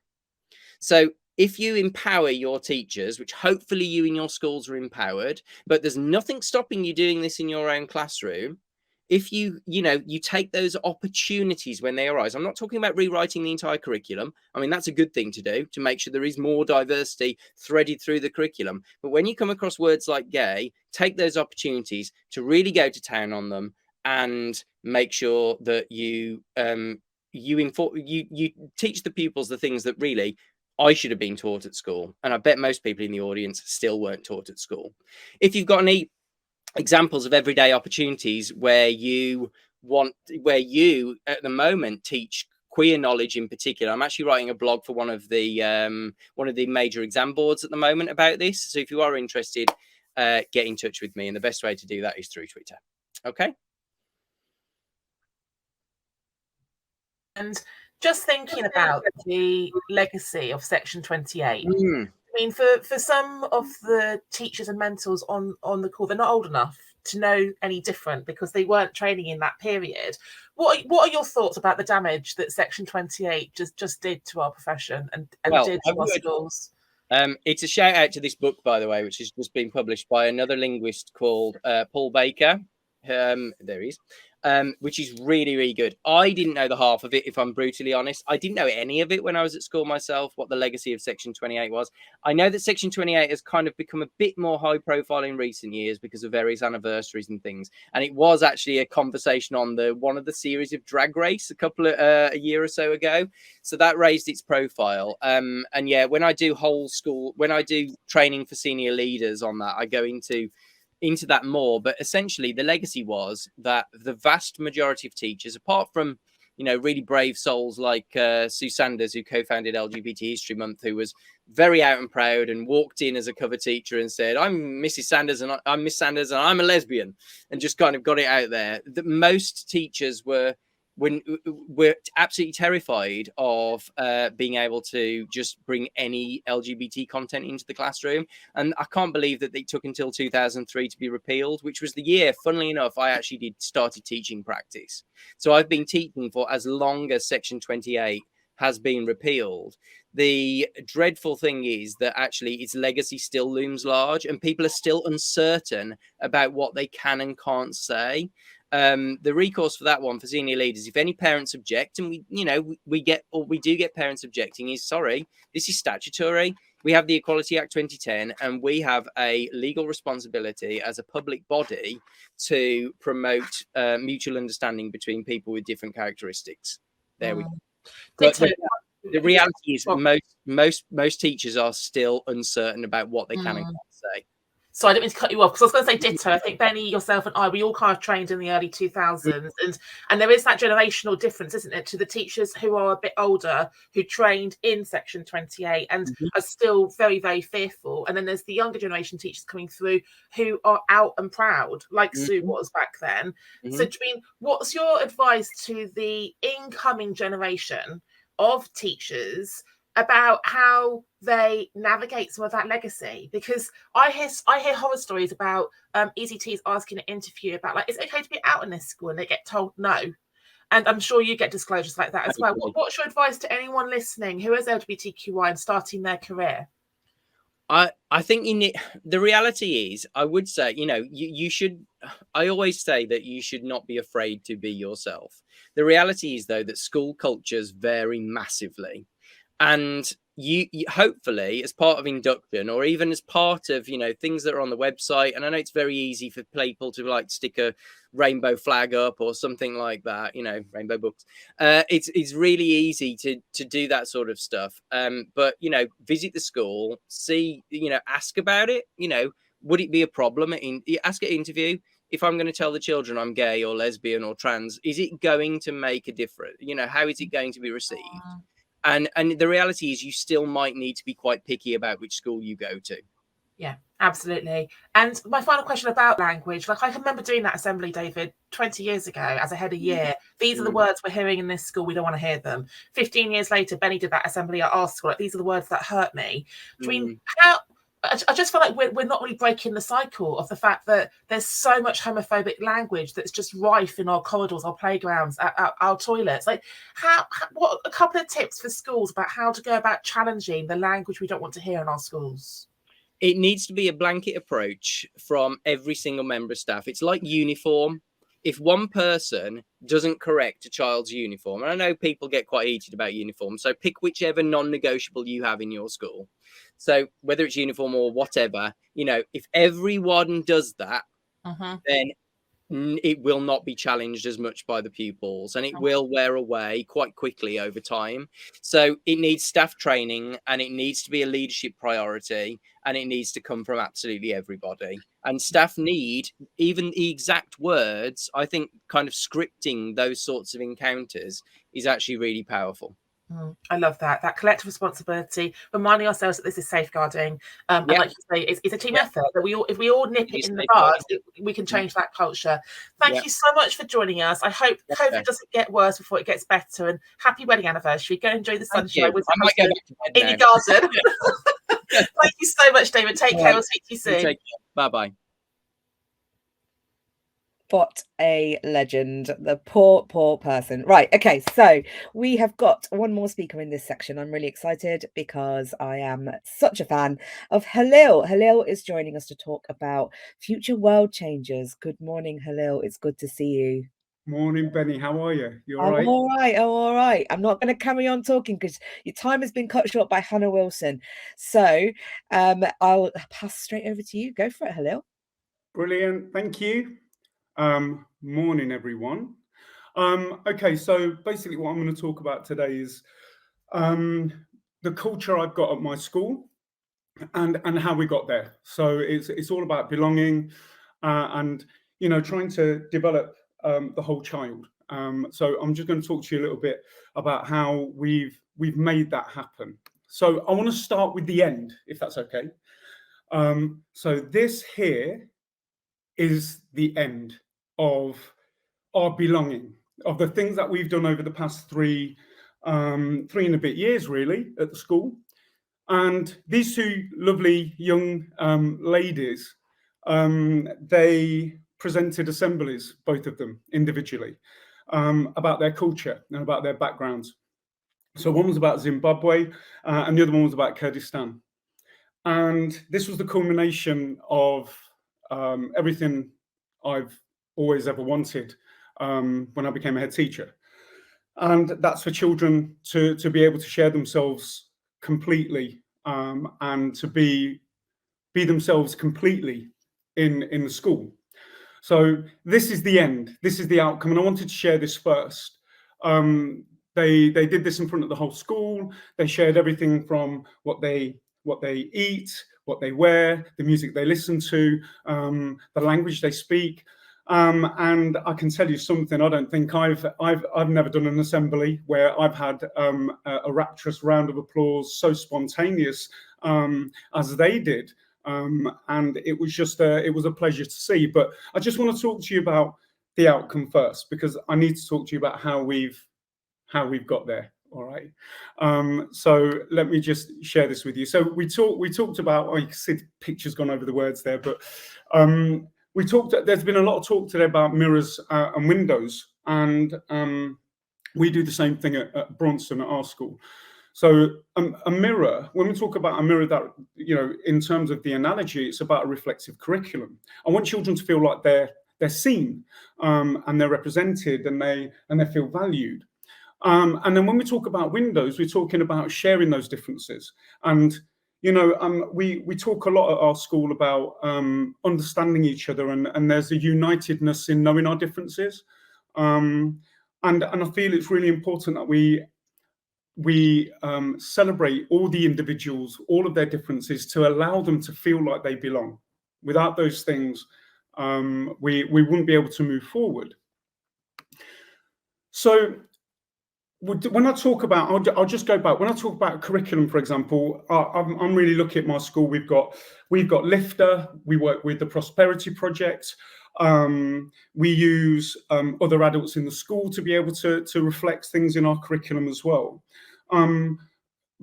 But it can't just be the curriculum on its own, because it's like technology, right? So stay with me. It's like technology. We've got all these apps, a plethora of apps and technology. But if you don't know how you're using them or why you're using them, actually they're pointless. They just sit there. And it's the same with the curriculum.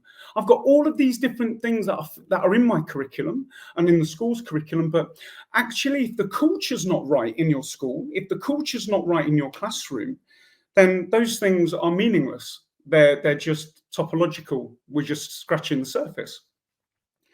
So for me, it was really important to get the culture right at school. So this is the step before our curriculum, making sure that the culture was right. And what I mean by that is it's about psychological safety. Staff feeling like it's okay to challenge things, children feeling all right to openly speak about things without being chastised. And it's been a massive shift for us. That cultural shift was so important for us to be able to do that.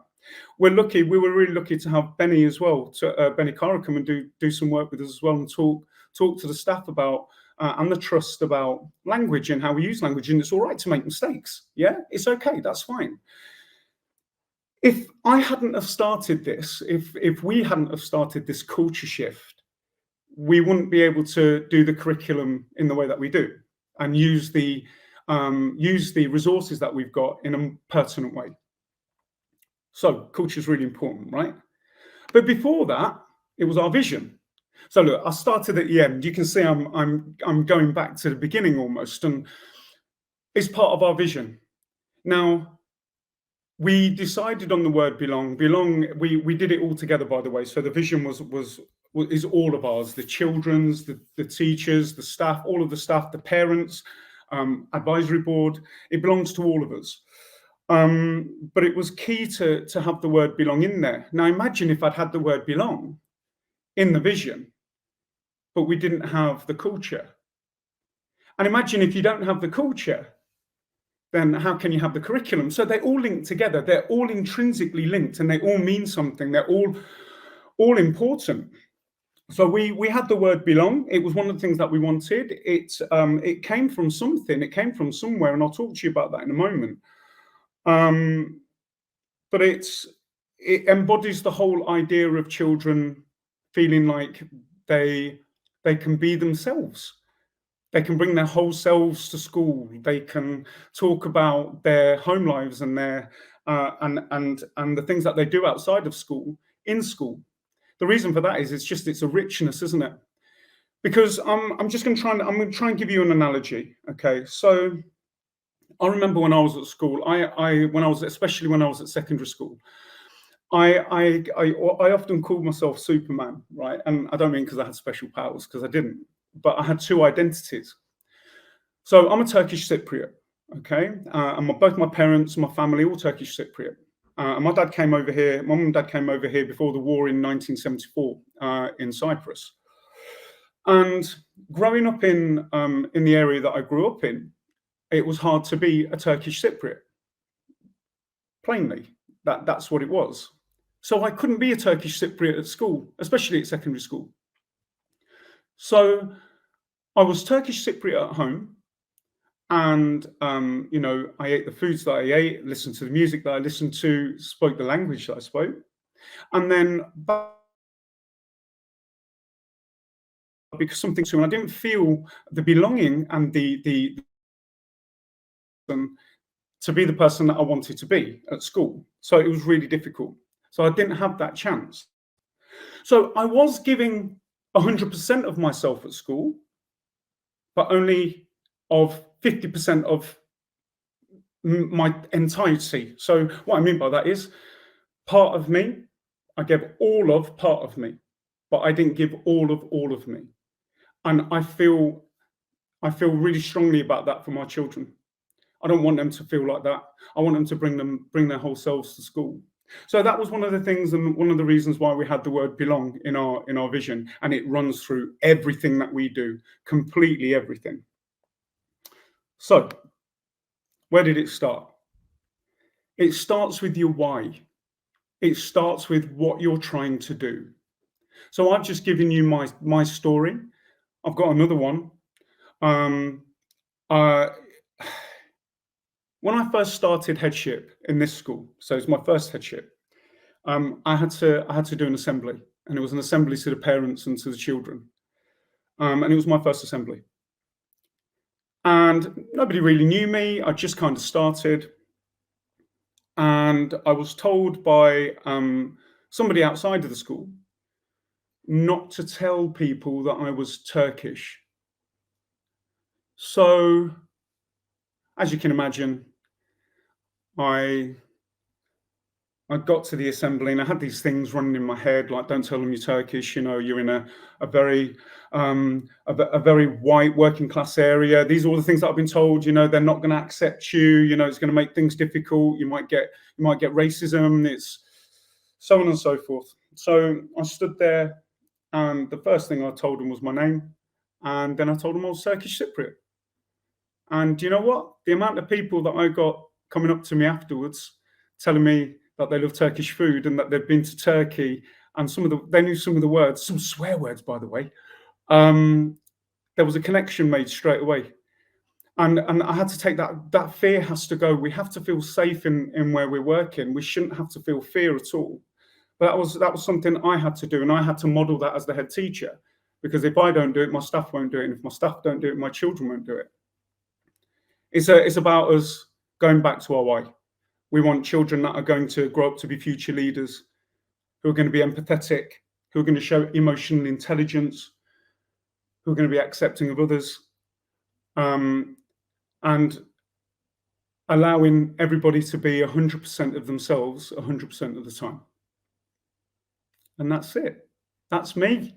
Done. Timing there, Halil. Thank you as always. I always love listening to you, and thank you for focusing on the culture. I think so many schools do the work on the curriculum without thinking about the culture that we need around the curriculum to actually hold the conversations and to get that resonance. So can we just unpack one of the phrases you use to make sure everyone understands what do you mean by psychological safety, and how have you gone about like consciously creating a psychologically safe school for your staff? Okay, so psychological safety is all about being able to question and challenge without the fear of repercussion. I think that's probably one of the main things, to be honest with you. You know, look, let's put it out there. There's the whole conflict in Ukraine is absolutely like it's hard to watch. And yeah, we all feel like we've got to do something about it. But then I have members of staff come up to me and say, why didn't we do the same thing for Afghanistan, for Syria, for Palestine? And do you know what? That's a hard thing for people to say. These are my my white British staff members who are turning around and asking these questions. People are feeling things, they feel it, but they feel like they're not able to say it. And when you hold on to things, Hannah, and you can't say them, they manifest. So I'd rather have people openly speak about things so we can discuss them in a safe environment. I think it's a cultural thing, and I think a lot of schools and organisations, just probably don't do this part as well as they should, and have that opportunity to be able to talk about things openly. I want my kids to talk openly. If they can't, then if my staff can't, how are my kids? So I think it's one of the ironies, isn't it, of the DEI work, that we really think about creating psychologically safe schools for our children so they feel safe in those different spaces, and we expect them to be risk takers and to like put up their hand and make mistakes in the classroom. But we don't always consciously do that for the staff. So do you mean if there's leaders listening, what were some of the first steps you did to almost like change that culture, to give permission to people to come forward and challenge you and ask those questions? I don't know. I'd like to say, it's just me personally. This is how I am. I don't know. I think I've always, people call it imposter syndrome, and I think there's an element of that. So I don't think I'm always right. I'm constantly questioning what I'm doing, and so I've done that, and I've reflected that from within my SLT as well, Hannah. So. My SLT is made up of different people from different backgrounds, some teaching, some not, and we openly state, look. So if I make a decision or I say something, I always back it up with, I'm just saying it. Tell me if I'm wrong, or I'm just saying it. What do you think? And we always have the same. It's that language. It's that commonality of what we do, because. You've got a person this side and a person this side with different ideals, but if you keep talking and challenging each other, you'll meet in the middle and do the right thing for the kids and for the staff, essentially. But what I'm hearing there, in your, like, part of your leadership brand, part of your leadership presence, is the fact that you are open, you decenter yourself, you put your ego to one side, and you don't put yourself up in the hierarchy that I'm the head, thereby everything I say and do is right. And I think that can be problematic in a lot of contexts. And I also think some of the stories you've shared, and I've heard you talk before as well, about how you're willing to be vulnerable and share your own story. That's powerful, isn't it? Because that gives permission to other people to then do the same. Absolutely. And you know what? It's all starting to come out now. It's all starting to happen. It's taken a while now. So I've now got staff members. The irony of, so for example, those 2 children that I showed you at the beginning who did their talks, I've had adults come up to me and say, I want to share my culture. I want to share my background. I want to be able to share my experiences. And they want to do the same thing. And I think it's going to become almost like a running feature at school now. So, you know, we'll have children and staff sharing themselves a lot more. But yeah, it's all come from, I suppose, me modeling that, allowing that to be. Yeah, no, I love that, because I think some schools are asking others to share their stories, but we all need to be willing to do that. So we're all feeling vulnerable together. So my final question for you, re this idea of the legacy of your young people being the world changers. What are your hopes for the children who leave your school, and how they're going to go out there and change the world?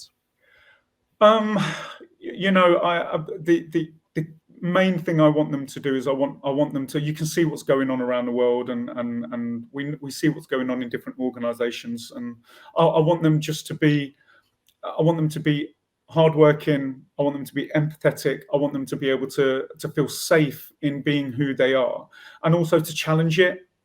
So if they don't feel safe, and if they can't be who they want to be, I want them to challenge the narrative. I want them to challenge what's going on, but in a diplomatic, in a sensitive way. I want them to grow up to be world changers who are going to make the world a better place, basically. And I suppose that's the legacy I want to leave with them, for them to leave the legacy for what comes next. So yeah.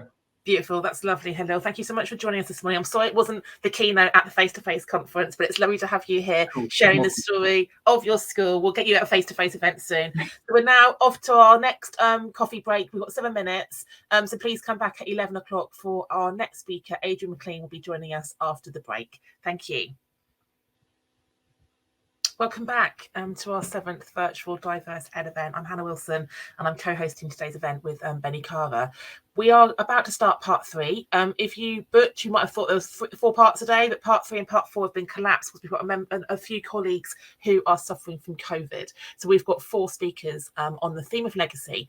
Our first speaker joining us shortly is Adrian Mclean, who's going to be talking about legacy and how to create a legacy through allyship and coalition building, a call to action for everyone who is listening today. Morning, Adrian. How are you?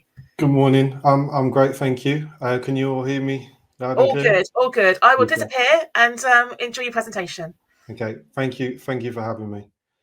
So I'm going to break with tradition today, and normally when I speak, I don't speak with slides, but as I planned originally a workshop for this in the live event, I felt there was some real things that I needed for you to all see visually. So here we go. So first and foremost, I want you to all think about, the importance of DEI. And our own perspective drives our performance. So the perspective and the lens that we look through is going to drive that performance, and we're going to see the world in very different ways. As you can see in the picture on the top right-hand side, they all see what's there in a different way.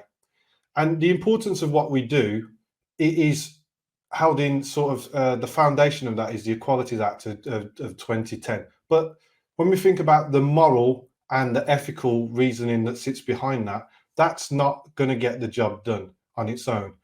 Because morally and ethically, we've known since the beginning of time that equity isn't there for everybody. It's never been there. And we have a huge fight on our hands to make sure that we continue down this journey and down this road to get to that point. As you can see on the bottom, you know, the most prominent thing that I'm extremely angry about at the moment is what we've heard about Child Q and what's going on there. But that's another story for another day. But pertinently, that picture in the bottom left-hand corner of the yes, we can on one side of the wall, but we probably won't on the other. That's exactly where we are with a lot of people that we're in and around. we have to be the driving force to make that change, to change them from, yeah, we can do it, but we probably won't, to yes, we can.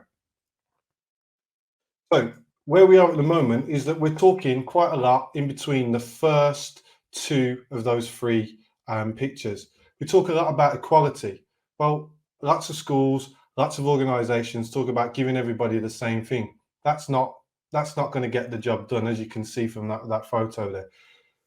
We're now starting to transition into equity, whereby we're getting to the point where everyone recognizes that everyone needs different things and gets the support that they need to make sure that they're on that same footing as everybody else. But where we want to get to is the justice, whereby we remove the causes and the systemic inequality that's around. So I say this on this slide here. I'm going to give you a little bit of time to get a pen, some paper, or open your electronic devices to be ready to do what I had planned to do in the workshop. This is who I am. This is me, the advocate, the ally, the coalition builder. And I'm currently a director of inclusion and safeguarding for a multi-academy trust in the West Midlands. Note that there's an asterisk by the inclusion, because that will change into belonging. I'm a former head teacher and senior leader of 13 years of my 21-year career. And I'm now transitioning really into that education systems leader part, which is the next part of my legacy and how I'm going to help to drive change in the DEI sphere. I'm currently a vice chair of governors at a primary school, and I'm a safeguarding governor in a secondary school, trustee for governors of schools, and I also support and ally advocate for a number of organisations, as you'll see later on. But that was just a little bit to give you a chance to get yourself ready for what's coming next. So one of my favourite quotes at the moment, when I get to the point whereby I'm a little bit tired and I'm a little bit jaded and things are hard, and it's from Minky Johnson, the great motivational speaker. He says, "What does not grow or blossom will surely die." And that's what keeps me going. If we don't keep growing as individuals, keep pushing the boundaries, keep blossoming and ensuring others around us do that, then we're going to die. We're going to fall flat. So, in terms of legacy, what will yours be? And it's quite morbid to say this, but this is how I want you to think about it. You know, I'm talking to hopefully predominantly early career teachers, and I want you to start with the end in mind. I want you to think about writing your own obituary. What do you want it to say about you? When it's all said and done, what do you want those words that are being read out at your funeral, cremation, your passing? What do you want people to remember about you? What do you want people to say about you? So I'm going to give you a few seconds just to write that down to come back to later, because I haven't got time to wait for you to do that. Okay. So for us to get to that point, we're going to start today, and we're going to reverse engineer it. We're going to start with the end in mind. So the exercise I want you to take part in after this presentation, after this session, because there's three amazing speakers after me, is I want to start with the end in mind. What are you going to have, legacy are you going to have left when all is said and done? What is it that you've going to have inspired, changed, made to happen? So that's the first point. But then I want you to think about, where will you be in 3 years? Because what we often do is we often overestimate what we can to achieve in 1 year, but underestimate what we can do in 3 to 5 years. So where will you be in 3 years? I also want you to think about what's going to be different 1 year from today, March 26, 2023. What are you going to have done differently? How are you going to have started that legacy? Because as I'm going to outline now, we have to start with small steps, just putting one foot in front of the other, walking towards that final obituary vision. So where did I start? And this quote here sums it up perfectly. Don't be pushed by your problems, be led by your dreams. I grew up as an impoverished young person in inner city Birmingham and didn't have anything. I also happened to be of dual heritage, a person of colour in really trying circumstances at that particular time. I felt that I didn't fit at different points in my life, because I wasn't black and I wasn't white.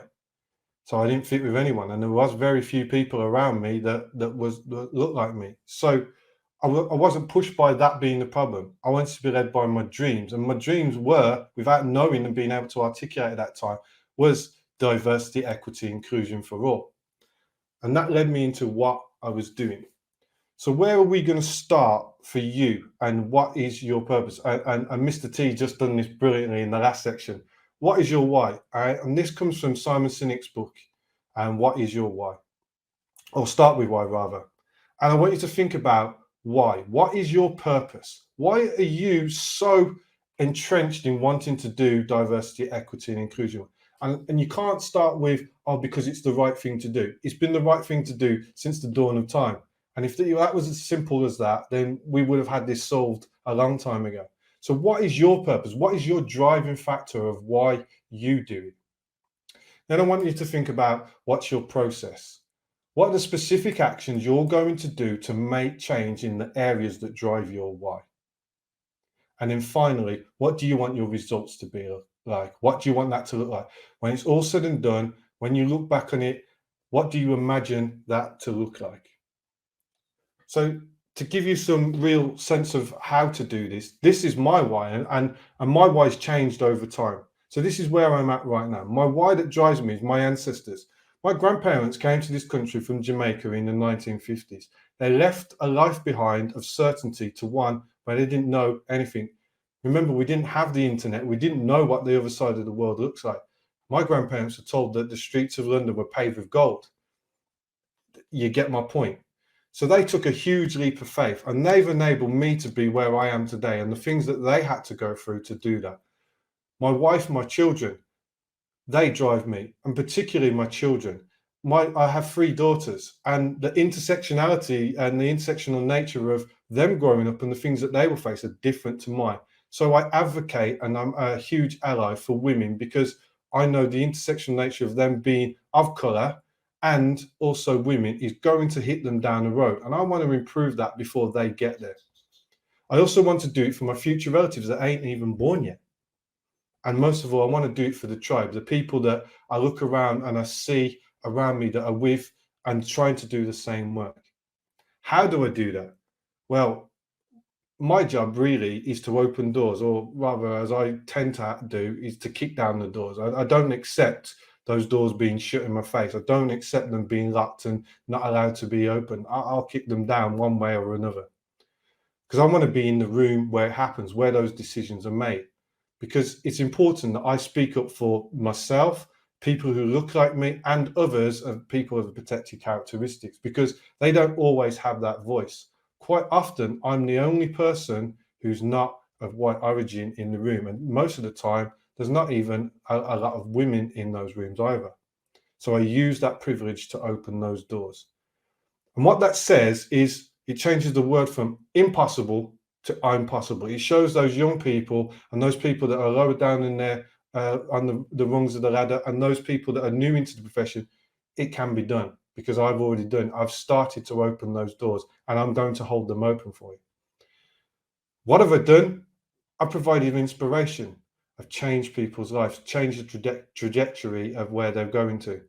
I've started to help utilise the presence of people of colour in authority, because I'm now an executive leader. So change, and that's change culture, ethos, and practice. So quite quickly, values and beliefs. Be yourself. That's the most important thing.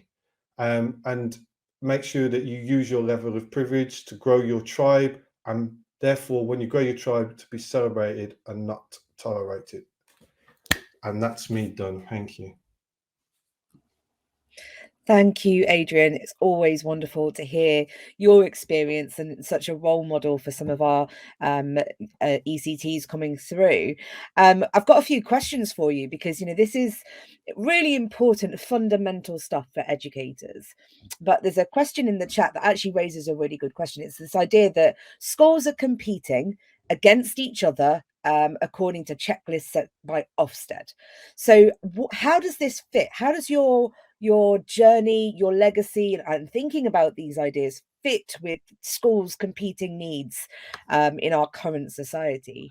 So again, I've hit a number of glass ceilings throughout my career, and I've always wanted to just literally try to smash through with those moral and ethical reasons to do that. I've learned that you can't do that all the time, and those competing factors are held by the majority. Let's be frank about it. So you have to be a little bit cuter in how you do that, and it's not easy. And I don't have a definitive answer, but one of the core things that I do, that are essential to me really, is having the courage to continue to speak up and have those conversations, and keep having those conversations, and keep having those conversations, because they have to be had and people can't ignore them. I think the most pertinent point of that is getting your tribe together. The more people that you can get and the voices you can get together, so the better, because when it's just your one, it's very quiet, but when it's 20, 30 people, it can be quite deafening. So that's the best advice that I can give really to answer that question. We've got to change that moral imperative. Yeah, it's the moral imperative. And I think that, for all of us doing this work, just because it's not codified in an Ofsted document doesn't mean it's not important to do that work. I think for some of our early career teachers listening to you, they'll be inspired by this, but some of them will be listening to your story and saying, well, look, do you know what? I don't come from a minoritized background. I don't have a disability. I'm not LGBT. Is it still important? And how is it still important for those people to do the work that you have done? It's even more important in the long run, because all of us hold a level and degree of privilege at some point, and like I said there, we've got to use that degree of privilege to help others that don't have the voice. So using your voice to speak on behalf of other people, particularly the ones that don't get into the room where the decisions are being made and where it happens. So if you have seen what somebody from any of those protected characteristics is doing and talking about the work that they're doing, the impact that they have, speak on it, because your voice will be heard as well. And often it's heard louder than some of the people from those protected characteristics. It's leveraging power, isn't it? Yeah. It's where your privilege sits. You can be influential in trying to kind of get these ideas heard, even if you don't have those protected characteristics. Yeah. So if you, going back to the beginnings, the last question from me, going back to the beginnings when you started your career, was there anyone particularly who was an inspiration to you, who started you off on this journey? No, not in an educational sense. The person that really inspired me on this was my granddad, because my granddad came here from Jamaica and he had to do all the menial jobs that nobody wanted to do, all the ones that he was allowed to do. And my granddad said, "Forget that. I'm not going to be like that." My granddad ended up being the first black publican in the West Midlands, and he broke down some barriers. So that's where I get it from. So he was my role model, because he just said, "I'm not accepting this. I'm going to do something that people said is impossible." I love that. That is actually a really useful bit of advice in some ways, that if you don't have those role models in your own environment, in school, then actually look to wider society to see who's breaking down those barriers. Thank you so much for joining us this morning, Adrian. It's been really interesting to listen to you, and hopefully people listening will get in touch. You've got your Twitter handle on there. Please do follow Adrian on Twitter to see his work. I'm going to hand back over to Hannah to introduce our next speaker. Who have we got, Hannah? Well, I was going to say thank you, Adrian. And I'm thinking about when you're a grandpa, what the legacy you're going to be creating for your girls' children as well. So thank you so much for that intergenerational kind of lens. So our next speaker is the lovely Artemi, who works at the Centre for Studies on Inclusive Education. Are you in Weston-super-Mare or Greece today, Artemi? Because I know quite often you're in Greece when I talk to you. I am sometimes. No, I'm in Weston-super-Mare today. Thank you, Hannah. Awesome. Well, it's lovely to see you. I'm looking forward to listening to you talking about equality, working with the how can we question? So I'm going to disappear, and then we'll come back in 10 minutes to ask you some questions. Lovely, thank you. And many thanks for the invitation here, and to all previous speakers, including Adrian just now. We're kind of staying on the same theme. We're going to be talking about the moral, and here we're going to be talking about the legal imperative as well. I'm going to thank you for chickening out, Hannah, but it doesn't matter. I do answer to any approximation. I'm going to say my full name. It's Artemis Sakellariadis. Trained as a teacher for children with labels of special educational needs. And I've worked in special schools for many years before devoting all of my time and energy to developing more inclusive education. I've worked in a number of different roles. I've supported inclusion in ordinary schools. I've taught in further and higher education. And for the past 15 years, I've headed up CSIE, the Centre for Studies on Inclusive Education. It's a national charity working to promote equality in education. And we address equality through the lens of disability because there seems to be a heightened level of awareness on other aspects of equality, but disability equality seems to be lagging behind in education. So come with me on a journey. We're going to be kind of galloping through some thoughts about what the moral and the legal framework is for us to be doing this work, and what it means, what the legacy we, yes, I'm thinking about the theme of legacy. I want to invite us all, a bit how Adrian before invited us all to think about what legacy we leave behind. I'm not quite sure I was very keen to write my own obituary, but thank you for the possibility of thinking about that. But I'd like to invite us all to think about the legacy of the past on today's education system, and to think how everything that we do contributes to the legacy that we will leave behind for future generations. And I'd like to begin by sharing the words of Judith Snow, who was a disability rights advocate from Canada. And she writes, I'm going to read this: "When I was in high school, one of the students was an Olympic diver, a veteran with many medals. My community seemed to know just what she needed to continue to be both a gifted diver and one of our classmates. We knew that she needed access to the swimming pool at 5:30 every morning. She needed tutoring to keep up when she traveled. She needed friends, recognition, and to graduate along with us. She needed a volunteer sports club locally and various national and international organizations to maintain her opportunities to dive."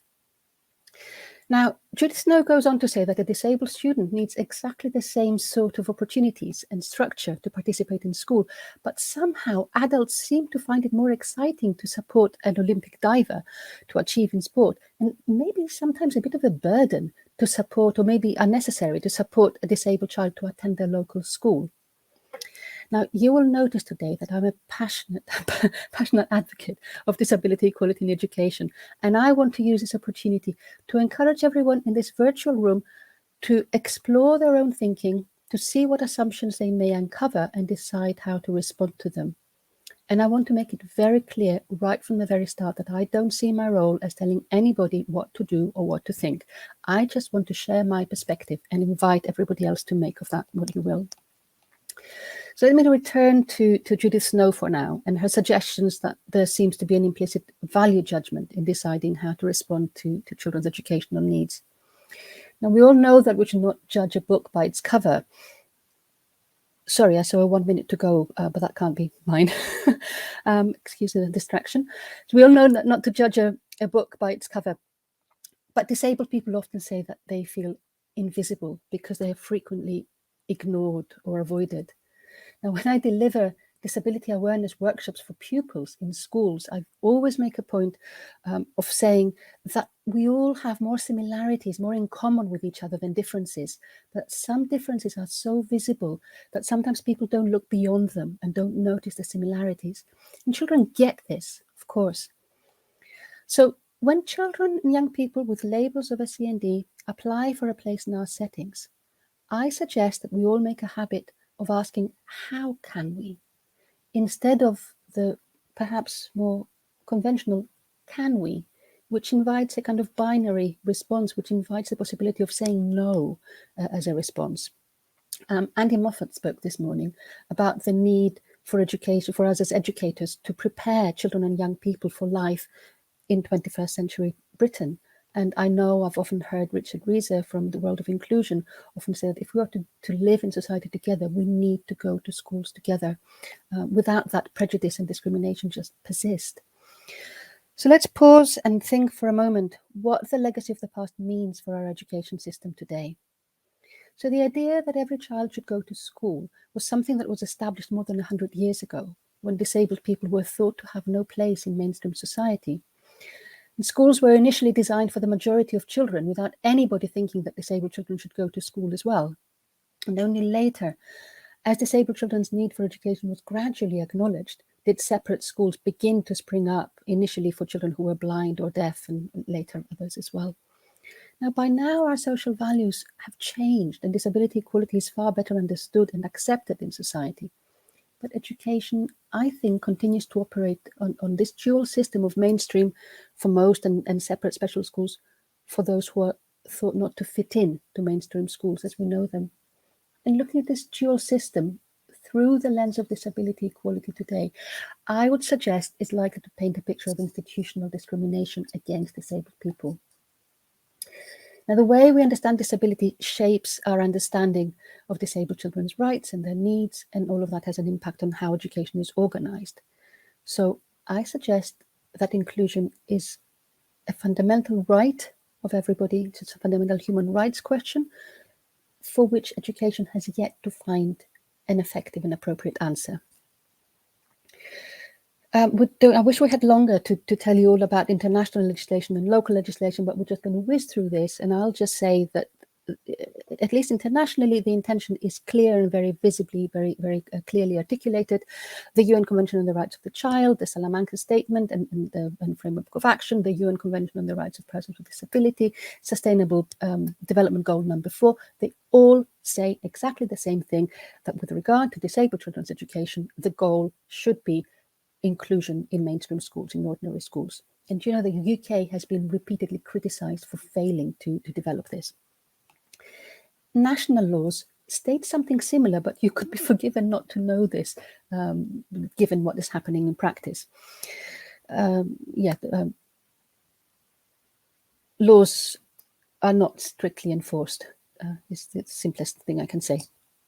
The Equality Act 2010 states that all public bodies, including schools, have a duty to eliminate discrimination. We all know this, to advance equality of opportunity, to foster good relationship between people who have and don't have protected characteristic.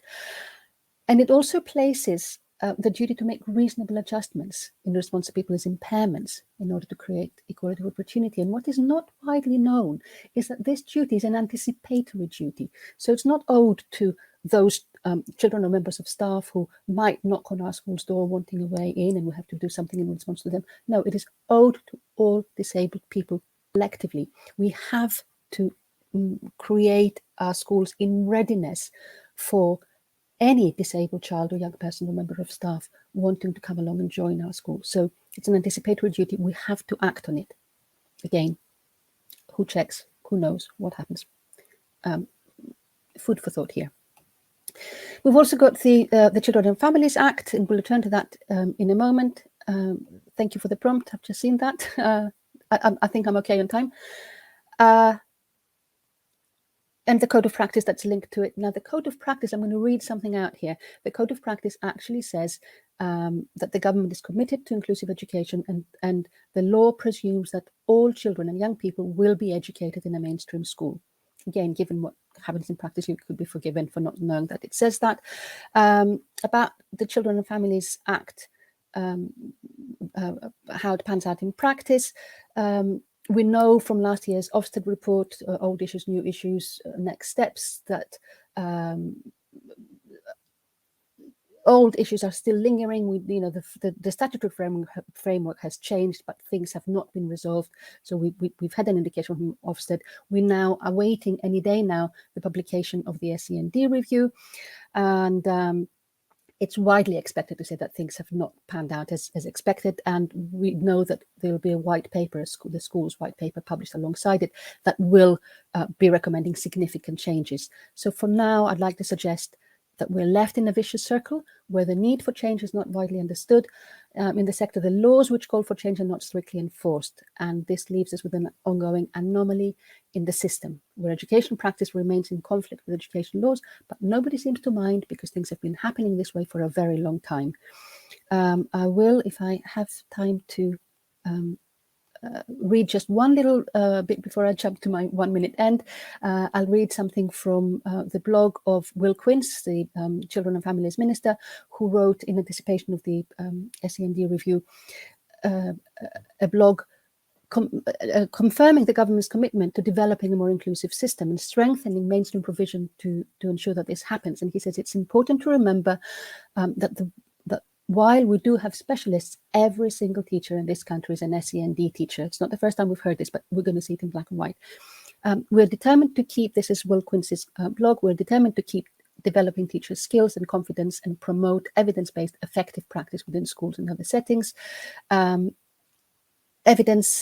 We know that recent evidence suggests a twofold benefit of including disabled children in ordinary schools. It leads to improved educational outcomes for disabled as well as non-disabled children, and it confirms that inclusive education better supports social and emotional development for all children, disabled as well as non-disabled. So it's hard to argue against that. So I think, in my view, if we are to create a real equality of opportunity for disabled children, we really need a culture shift in education, and we need to transform our education system, make it fit for the 21st century.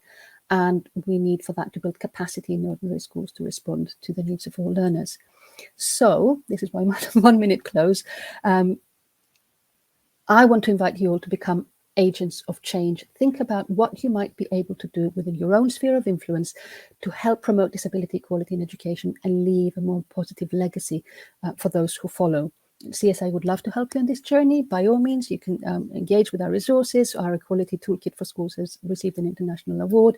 Invite us to deliver equality workshops for your staff, to support you in carrying out policy review, an equality, whole school equality audit.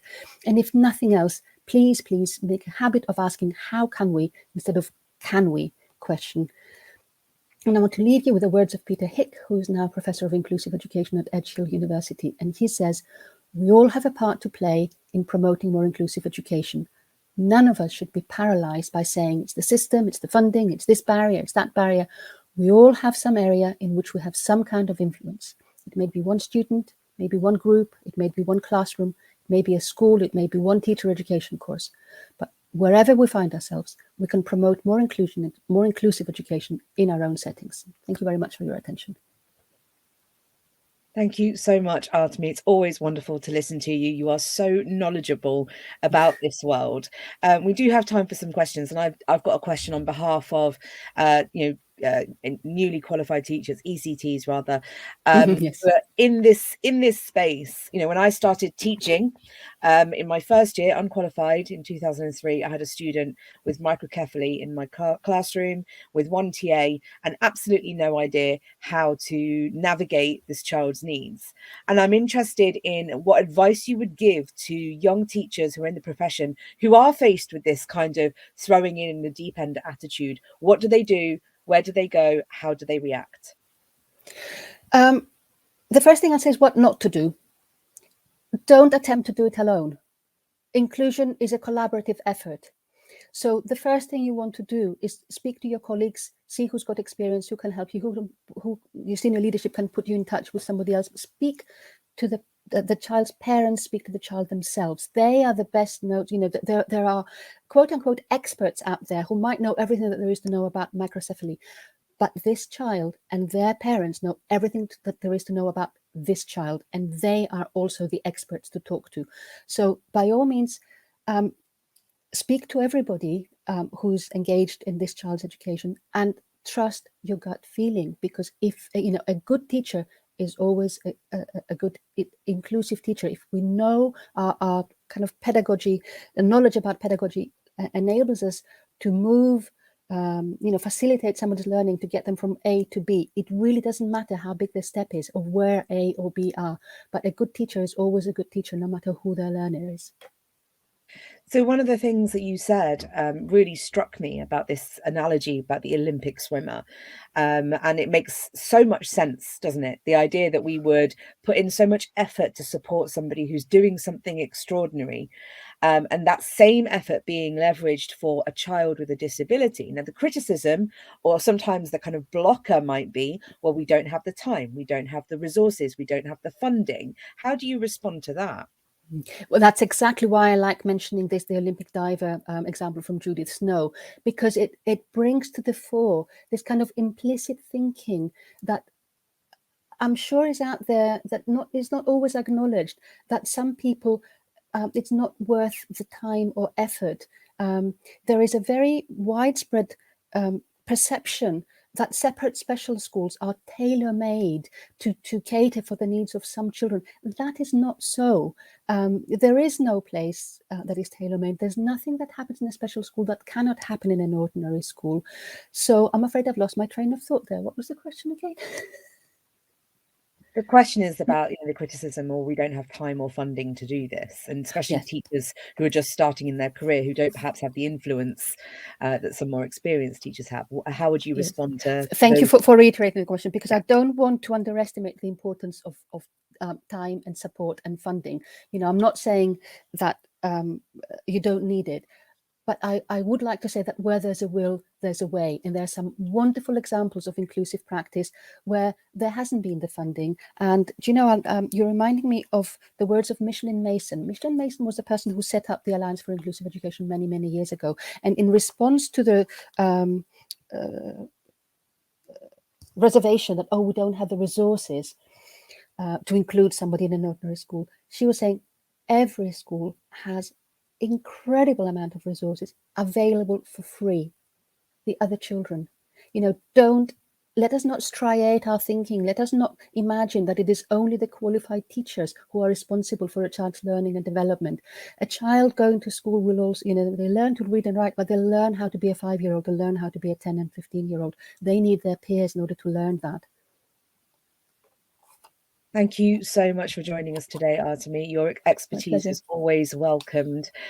Please do have a look at the work of CSIE on Twitter so that you can see some more detail of what she's doing. So I'm going to hand back over to Hannah for our third speaker of this session. Yeah, and Women-Ed and Disability have just published a blog right now about 2 consultations around disability in the workforce. So please do look at the timeline and get your schools involved in that data collection as well. I'm really excited about our next speaker because a couple of things that Artemi and Bennie have said there about sphere of influence, and sometimes we feel quite disempowered about where we sit in the hierarchy, whether or not we can get involved in these conversations. And Maz, our next speaker, completely disproves that. In her very early career, she took on responsibility for DEI at the Infant and Junior School where she worked. She completed the DEI Leaders Programme with myself and Angie, and she has absolutely flexed that muscle and built her legacy as she started her career. So Maz, it's an absolute pleasure to have you here today. Hi Hannah, thank you so much for having me here today. Pleasure, and I'm excited for you to share your story and to inspire your peers to just do the work. So over to you. Brill, thank you. So I'm going to be talking about my journey of leading DEI work as an NQT or ECT now as they call it, and the different things that I've been doing in my school. So I just thought I'd start by introducing myself. My name is Maz and I came into teaching in 2020. So this is my 2nd year of teaching now, and I'm teaching as an early years practitioner in a very diverse and multicultural city school in Leicester. So I became DEI lead halfway through my 1st year of teaching. And I think at first my excitement was sort of mixed with, I guess, a fear of a lack of confidence and uncertainty about where to begin. But I remembered back to my 2nd day at Humberston, the school I'm working at, where I led a CPL session to staff about the importance of representation in stories. And the feedback from that session and the impact was really uplifting. So I guess, although I was still finding my feet as a teacher last year, I was really grateful to be given such a big opportunity at an early stage in my career. And I guess I also knew the importance of the work that we're doing through my own lived experiences. So a little bit about my background then. I was brought up in a single parent family, raised by my white mum. And I guess from an early age, I always wanted to sort of minimise my cultural heritage and not draw attention to the fact that I was different. An example of this being my curly hair. And so my family all have straight blonde hair, blue eyes, and I guess the closest that I could get to fitting into that was to straighten my curly Afro-Caribbean hair. And although my mum would constantly reassure me that my curls are unique and beautiful, it was probably only about 10 years ago that I finally learned to embrace my differences. And I guess the reason that I'm saying this is because I've seen it in my classroom now. I'm an early years practitioner, so the children that come to my classroom are 4 and 5 years old. And when I've asked them to draw self-portraits of themselves, they're using pink for their skin and blue for their eyes and blonde for their hair. And they're not truly drawing themselves. They're drawing an idealized version of what they should be or who they want to be, when actually who they are is not only normal, but it's wonderful and it's beautiful. And this is just one of many examples of the importance of this work, and I guess my reason and the purpose as to why I'm doing it. So something that I've learned since becoming DEI leader at my school is that as teachers, we have the ability to impact what children believe is possible for their lives. So providing an environment that really allows for inclusion to thrive from day one of your career is so important. And so my thinking, I think, has changed tremendously in the past year and a half. I'd say that now I'm more aware, and that might be from the conversations that I'm having to the way that I now plan my lessons. Inclusion is always at the forefront of my mind, which I found has not only helped me as a person, but it's also had many benefits, and I've seen the benefits that it's having on the children as well. And an example of something that I do in my classroom is using the children's home language to answer the register each morning. So every morning the children come in and they are keen to say hello in a different language. Now I've had a look at the home languages that children speak at home or languages that parents speak. And we use this to say hello or good morning in a different language. So we've said hello in Gujarati, Arabic, Greek, Urdu. The list is endless, and it's something so simple yet so inclusive for all the children. So I think now I'm going to talk about the journey that I've been on, and also I guess my priorities for this year. So my focus really for this year was to educate myself more than anything. So it's been more of a personal experience. I thought about my school's priorities, and then I decided on some small and realistic actions that I hoped would impact the school and the children. And my main priority was to focus on, in the autumn term, learning about diversity and establishing my priorities within the school. So I've just recently finished the DEI Leaders Programme, and the training from yourself, Hannah, and Ange has helped me significantly on my journey. The training allowed me to network with so many fantastic people and school leaders, and it allowed me to think critically in all areas of the curriculum, things that I wouldn't have even thought of during my training year or even at university. And I guess it also helped me to understand as well that change isn't going to happen overnight, and small tangible steps are better than doing nothing at all. And I think as an ECT as well as a new teacher, sometimes it can become quite overwhelming. So allowing yourself to realise that a small step is better than nothing has really helped me. And when I talk about networking as well and the course and how it allowed for that to happen, during one of the sessions I was speaking to a fantastic individual called Bar, and she was telling me about how her school use arts to express identity. And for me, this was a light bulb moment, because before I became a teacher, I went to performing arts college. So the conversation really inspired me to do something similar in my school. So in the October just gone, I attended a course called Black Arts in Education. And then in January this year, we as a school applied for a national programme called The World Reimagined. And it's a programme which uses art as a means to celebrate diversity and tackle some really important issues. A really exciting opportunity. I'm doing it alongside the art lead in my school. I think it's exciting not only for the children, but also the staff as well. And the training starts in the next couple of weeks. And it ties in quite nicely with the goals that I set myself for the spring term, which was to raise the profile of inclusion work across the school. So my school have a big emphasis on literature, and it's something that we're really proud of. So the first action for myself was a book audit in our infant school. I audited the books that we have on offer in the classrooms and in the library. And I really wanted to see where the gaps are. Where aren't children seeing themselves reflected in stories? I think I said at the beginning, my school is very diverse, and we have children attending that descend from over 15 different cultural backgrounds. So I knew that representation was really important and it needed to matter. So that was, I guess, my first goal for this, or first action for this term. And then I also wanted to pass on what I've learned from attending the DEI Leaders course to colleagues as well. So I've just had a CPL session with staff, which talks about how we can create a sense of belonging for children and ensure that our classrooms are culturally diverse. And thank you to Bennie for your book as well, because that has been, it's been amazing. It's really helped me as well. And the CPL session went really well. Staff wanted to take on board all the different ideas, and staff wanted to learn. And one thing I've realised this year is that you simply cannot do this work alone. It needs to be embedded and a part of the staff culture, and conversations will really allow for that to happen.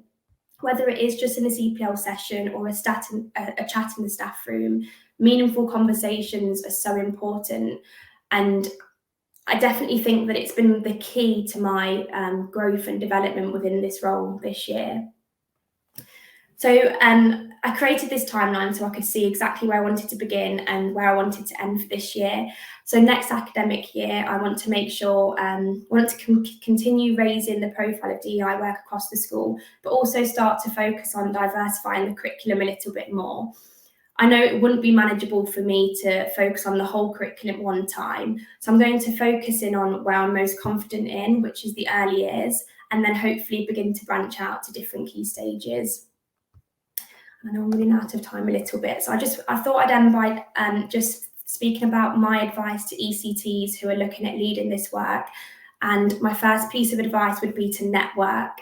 So talk to people who are different to you, look at Twitter. There are so many amazing opportunities to interact with professionals who can help or give you advice.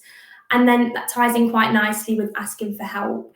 You're not alone in this work. Ask for help from people in school, because people are always willing to help. Recognise your own biases. And from time to time, we are going to say things that are incorrect, but see them as a learning experience. It isn't the end of the road. It's a valuable learning experience. And I guess the same goes as well for correcting colleagues. If you hear or see colleagues saying something that might be incorrect, then just view them in the same way as yourself, because at the end of the day, we're on this journey together. We're all growing and we're all learning. And then finally, just think of your goal and remember your purpose. The Golden Circle, I know it's been mentioned a lot today, and Simon Sinek has helped me tremendously this year. It can be quite overwhelming. So whenever you feel overwhelmed, think back to your purpose and back to your why. And if at the end of the day, all you feel that you've achieved is happy children who feel valued, then you're doing a great job. And I thought I'd just finish by talking, just listing some books that have really helped me this year, and also some Twitter handles that I've reached out to or felt inspired by. So thank you so much for listening, and I'm open to any questions. Thank you so much, Maz. First of all, can I say the amount of respect I have for you is just like absolutely magnified by this session, because I think when I was in my first year of teaching, I don't think I would have had the presence of mind to do what you've done. Now, you know, it's interesting listening, because there'll be ECTs sitting out there going, how did she manage to do this? How did she have the time to do this in her early career years. So do you have any practical things to tell us about how you fit this in around everything else? Yeah, I guess I know I've spoken about it, but small steps are better than no steps at all. So think about the priority for your school. Like I said earlier, my school's priority is literacy and reading. So I wanted to focus on something that we'd be doing anyway, which is how we can build a culture of reading in our school, but also focus on in a diversity lens. So the book audit, something quite small, but has had a big impact for our children. So trying to, I guess, see how it can fit into your daily teaching life and in a way that isn't going to be overwhelming.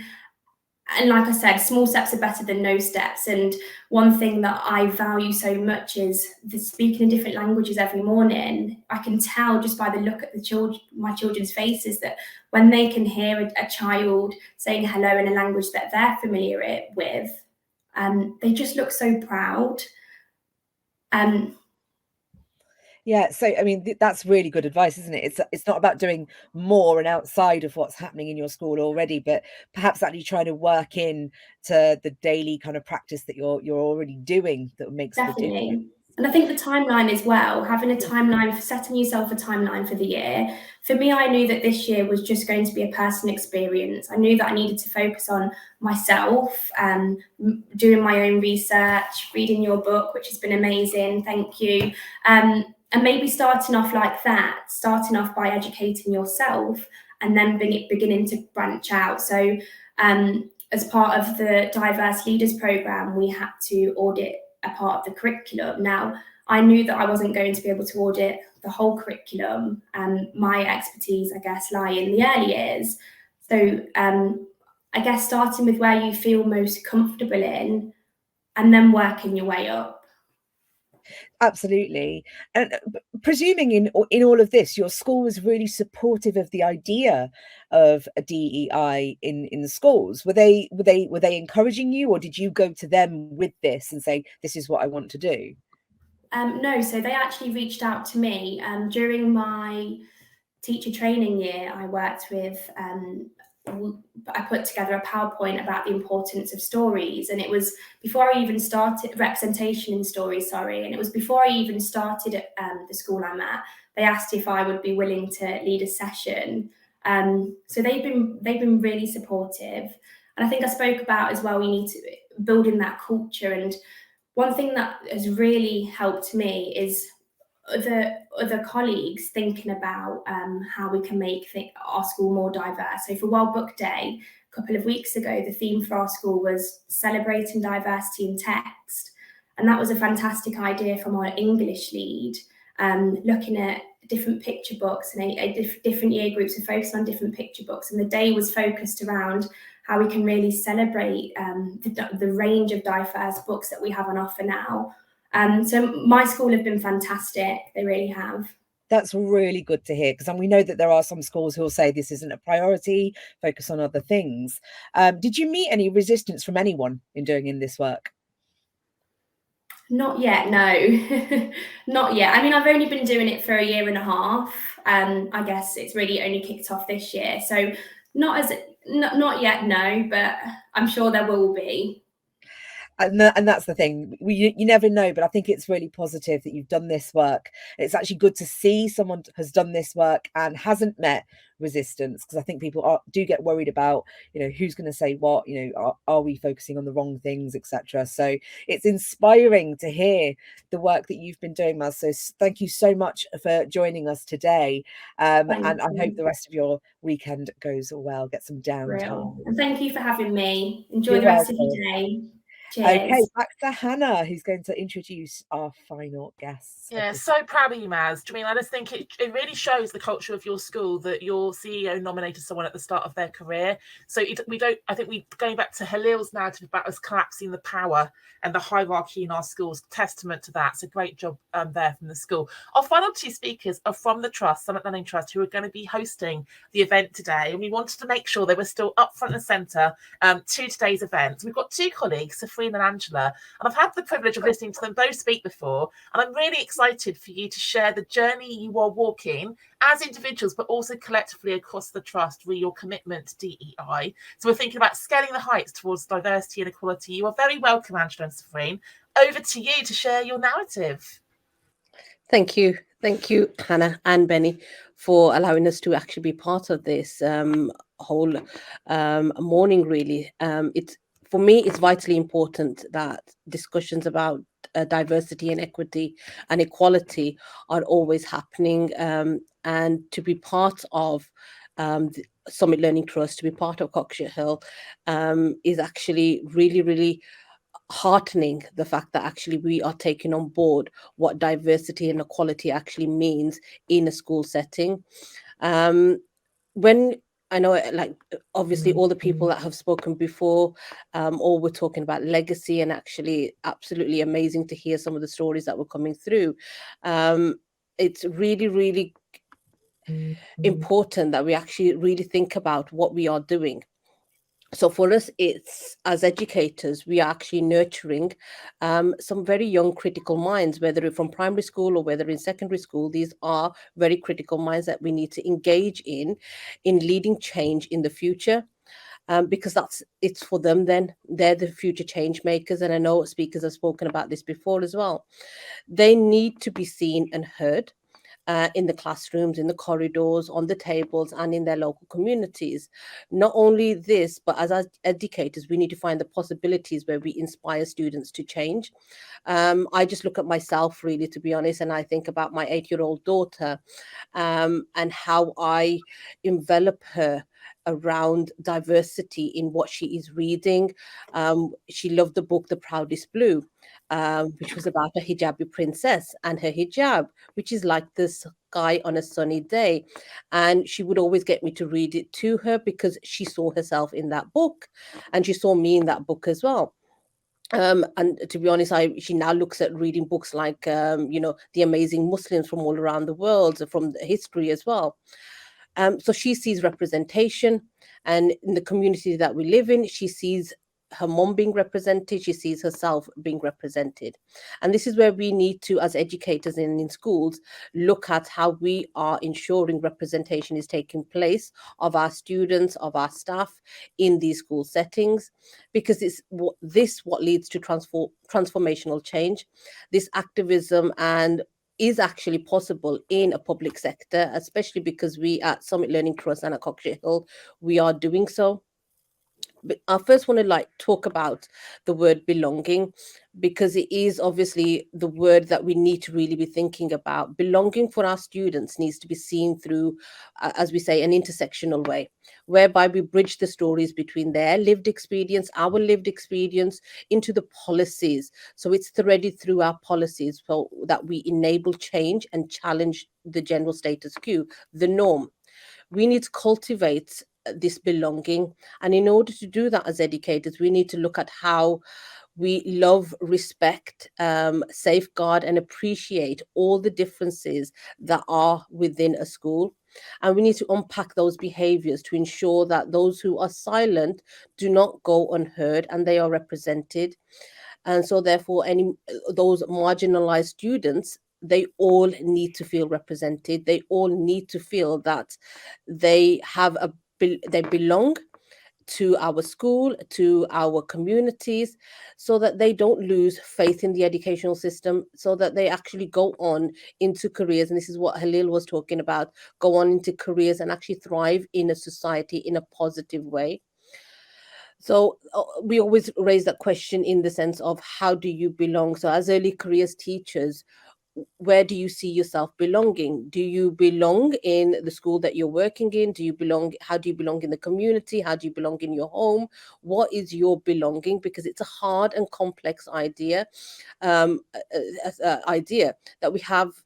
Automatically, we have an innate feeling that actually we don't belong. We have an imposter syndrome. I have an imposter syndrome right now talking about this here in this platform. But this is us as adults. What about the students that we serve? What about the students that we are teaching? Can you just imagine how much they are experiencing and going through in order to become something to belong. So where we as teachers or educators do not feel like we necessarily may belong in certain places, we have to have those conversations of personal growth. We need to think about how do we evolve, and how do we become better? How do we come about with change? And this is where it leads on to what we as a collective are doing. So platforms like this, as a collection of individuals and schools and trusts, we are all belonging to the whole principle of diversity, inclusion, and equity. And this is something that needs to be completely and utterly embraced. Now, we at Summit Learning Trust, we have been making some steps towards creating this culture of diversity and equality, and especially at Cockshire Hill, we have really taken on board what we want from being part of the anti-discrimination and diversity group. We all make small steps. One of the small things that we are doing at this moment in time is we do utilize what we call teams. Thank you, Angela. We do utilize our teams where we are constantly on a weekly basis putting up messages for our staff, because in order for our staff to have a sense of belonging, they need to look at their own unconscionable bias and think about how do we actually make ourselves develop ourselves, how do we actually educate ourselves. Well, one of the ways we are trying to do this as part of our steering group is to educate. And one of the ones we had, which was lovely to see, was on International Mother's Language Day.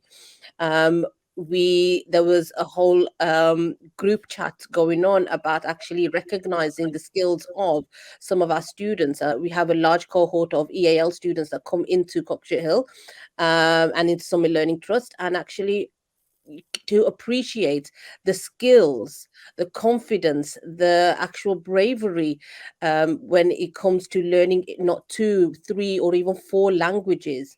Leading on to that is some of the assemblies that we do.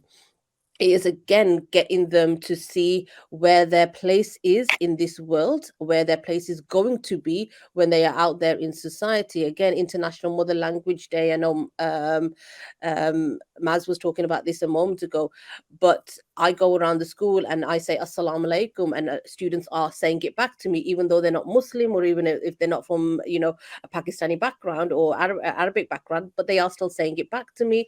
And for those that I will say hello in Romanian, or I know there's a couple of students who are Greek as well, and just to kind of like get them to have that understanding of belonging, because for our students, this is their understanding of where they belong in a school like Cockshire Hill, in a trust like Summit Learning Trust. What we also have to understand is actually they've gone through seminal moments over the last 5 or so years, and our young people want to be represented, because what they've seen is they've seen the George Floyd murder, they've seen Black Lives Movement. They did not sit quiet when that happened. They were actually the activists.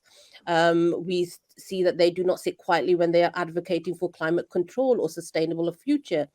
They have not sit silently when talking about their fears, when the girls have come across, our females have seen the murders of Sarah Everand or Sabina Nessa. So we as educators, we need to be key to enabling the race equity, equity across the board of all 9 protected characteristics, and bring about this transformative change. And one of the ways that we are doing this is actually where I know speakers have spoken about this previously as well, is about the terminology. One of the ways we are trying to embrace this culture of diversity and promote anti-discrimination is by educating our staff. And one of the ways we are doing it is by talking about the racist, homophobic language that students may say or may come across, and where we educate our staff in being able to use this as a toolkit. They can then look at questioning the student and actually dealing with the offensive slur that they've actually communicated. One of the ways we've done this is actually create a database with a variety of racist slurs, ethnic slurs, from a variety of different ethnicities, with a sound clip that allows a staff member to click on, listen to it, and actually have an understanding of what that actual word means. Thank you, Andy. So how we've carried on from this with this is through the Equalities and Diversity group, student group, we created this image here, which shows the intersectionality of the qualities that all students have. And we've created this graphic, and it builds into our tree, which the tree has the flags of 46 different countries that represent our students. And it's come off the back of this, which where Zafrin had mentioned about the belonging. COVID exasperated our situation, and we focused on the academic side of it and doing all the catch up for the lost learning, but we missed out the values. There was a real lack of understanding about the different characteristics and people's rights. So we've spent time teaching the students so they can learn to accept each other and to respect each other. Okay. And we have also got our web page going as well. So I think we're out of time. We out of time?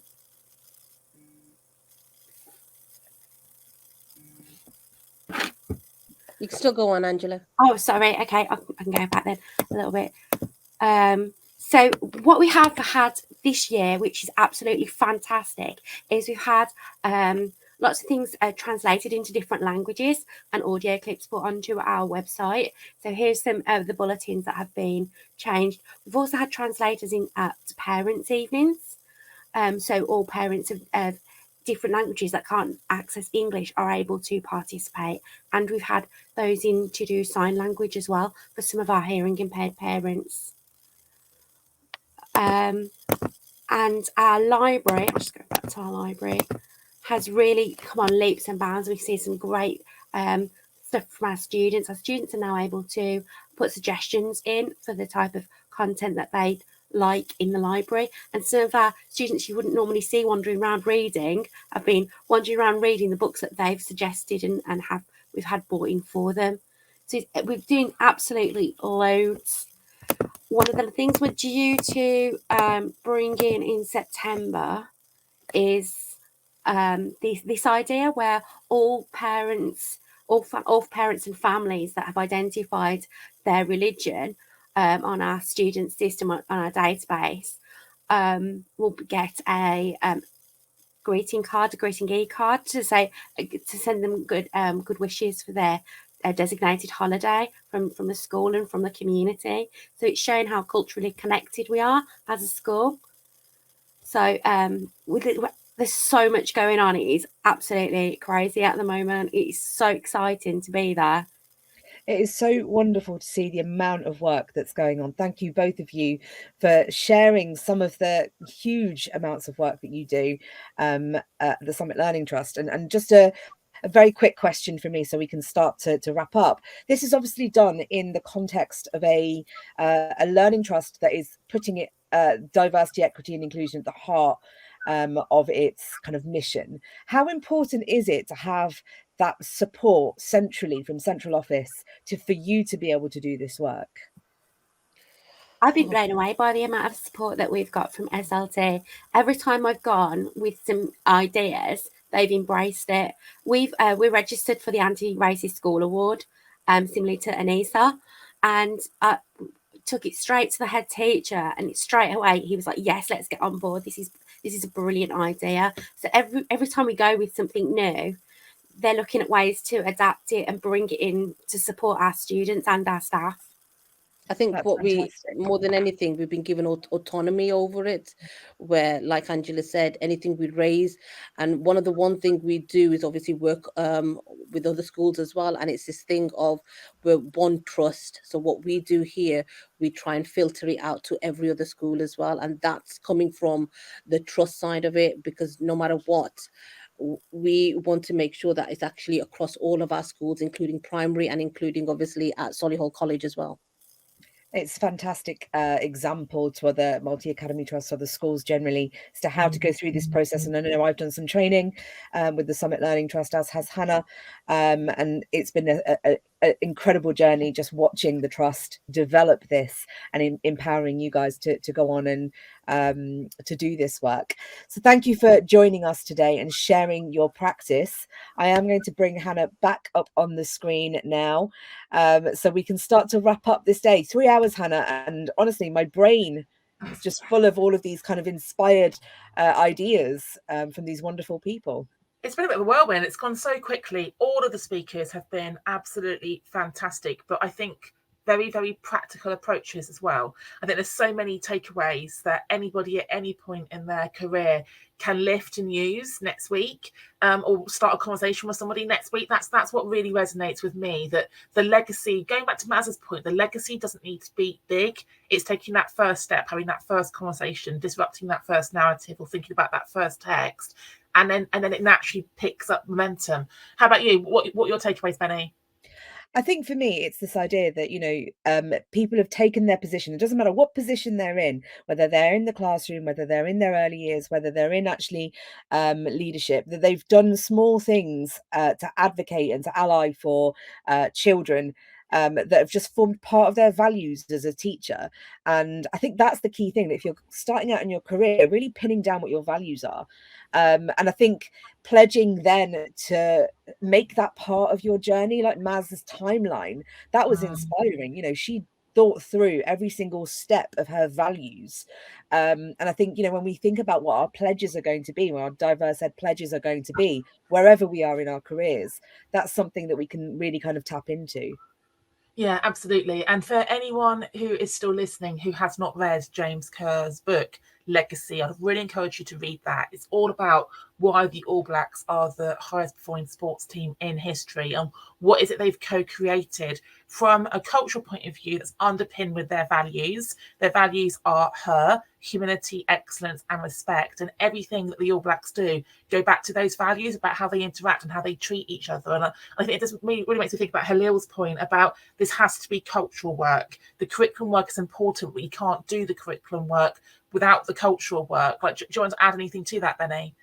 That's true. I mean, obviously, I'm always going to say do the curriculum work, but at the same time, But you know, it does mean that we have to start unpicking what culture means in schools. And there's some great work out there about how to create cultures and how to create movements. And that TED talk about how to create a movement with the man dancing by himself on the side of the hill is one that I always go back to, because, you know, it's not you, it's you and your first follower who creates that movement. So who you take on board is really important in all of this as well. Yeah, absolutely. And quite a few of our speakers have talked about having the end at mind and thinking about the kind of the impact, the outcome, the what you want to be achieving. And one of the questions we used to ask at interview when we worked together was like, what do you want your legacy to be if you take on this post? What's your legacy going to be at the post you're leaving? So for all of the people starting their career, think about that. Like, what do you want your legacy to be in 1 year, 3 years, 5 years, 10 years? How do you want to leave your footprint and make sure that it becomes embedded? So what's your pledge going to be today then, Bennie? We're going to invite everyone now to tweet out my diverse ed pledge. What's today's pledge? Oh gosh, that's a really hard one. I haven't really thought it through yet. I think my diverse ed pledge is going to be to think about my training program for my ECTs and see whether actually we're placing enough emphasis on DEI work in my own institution. So that's something that I can take away in action. I'll add to that we're also launching the Leading a Diverse Curriculum programme in September together. So that's another legacy piece, and there'll be details for that in the website and the newsletter. I think for me, my diverse ed pledge is the fact that we've created a new space for the community in the last 2 weeks. So please look out for a link to join our mighty network. All these conversations are really important, but they can feel quite isolating. They can feel quite vulnerable when you're doing them on Twitter and you've got a kind of a toxic environment around you. So we have created a safe space to come and join and connect and have these conversations without that fear of judgment, which perhaps sometimes happens on social media. And our final piece of legacy is that our book is being published in a few weeks' time. So please do look out for Diverse Educators, the Manifesto. It'll be in bookshops from April the 11th, and our book launch event is on April the 23rd. So we'll pop all of those links into the follow-up email with all of the information that's been signposted today. So thank you very much to all of our fantastic speakers. Thank you very much for joining us. I know a lot of you are lying in your garden in the sun listening to the broadcast, so thank you for joining us. And if you're catching up with the recording, it'll be on our website next week, and we look forward to hearing what you think about today's inputs. So thank you very much and enjoy your day.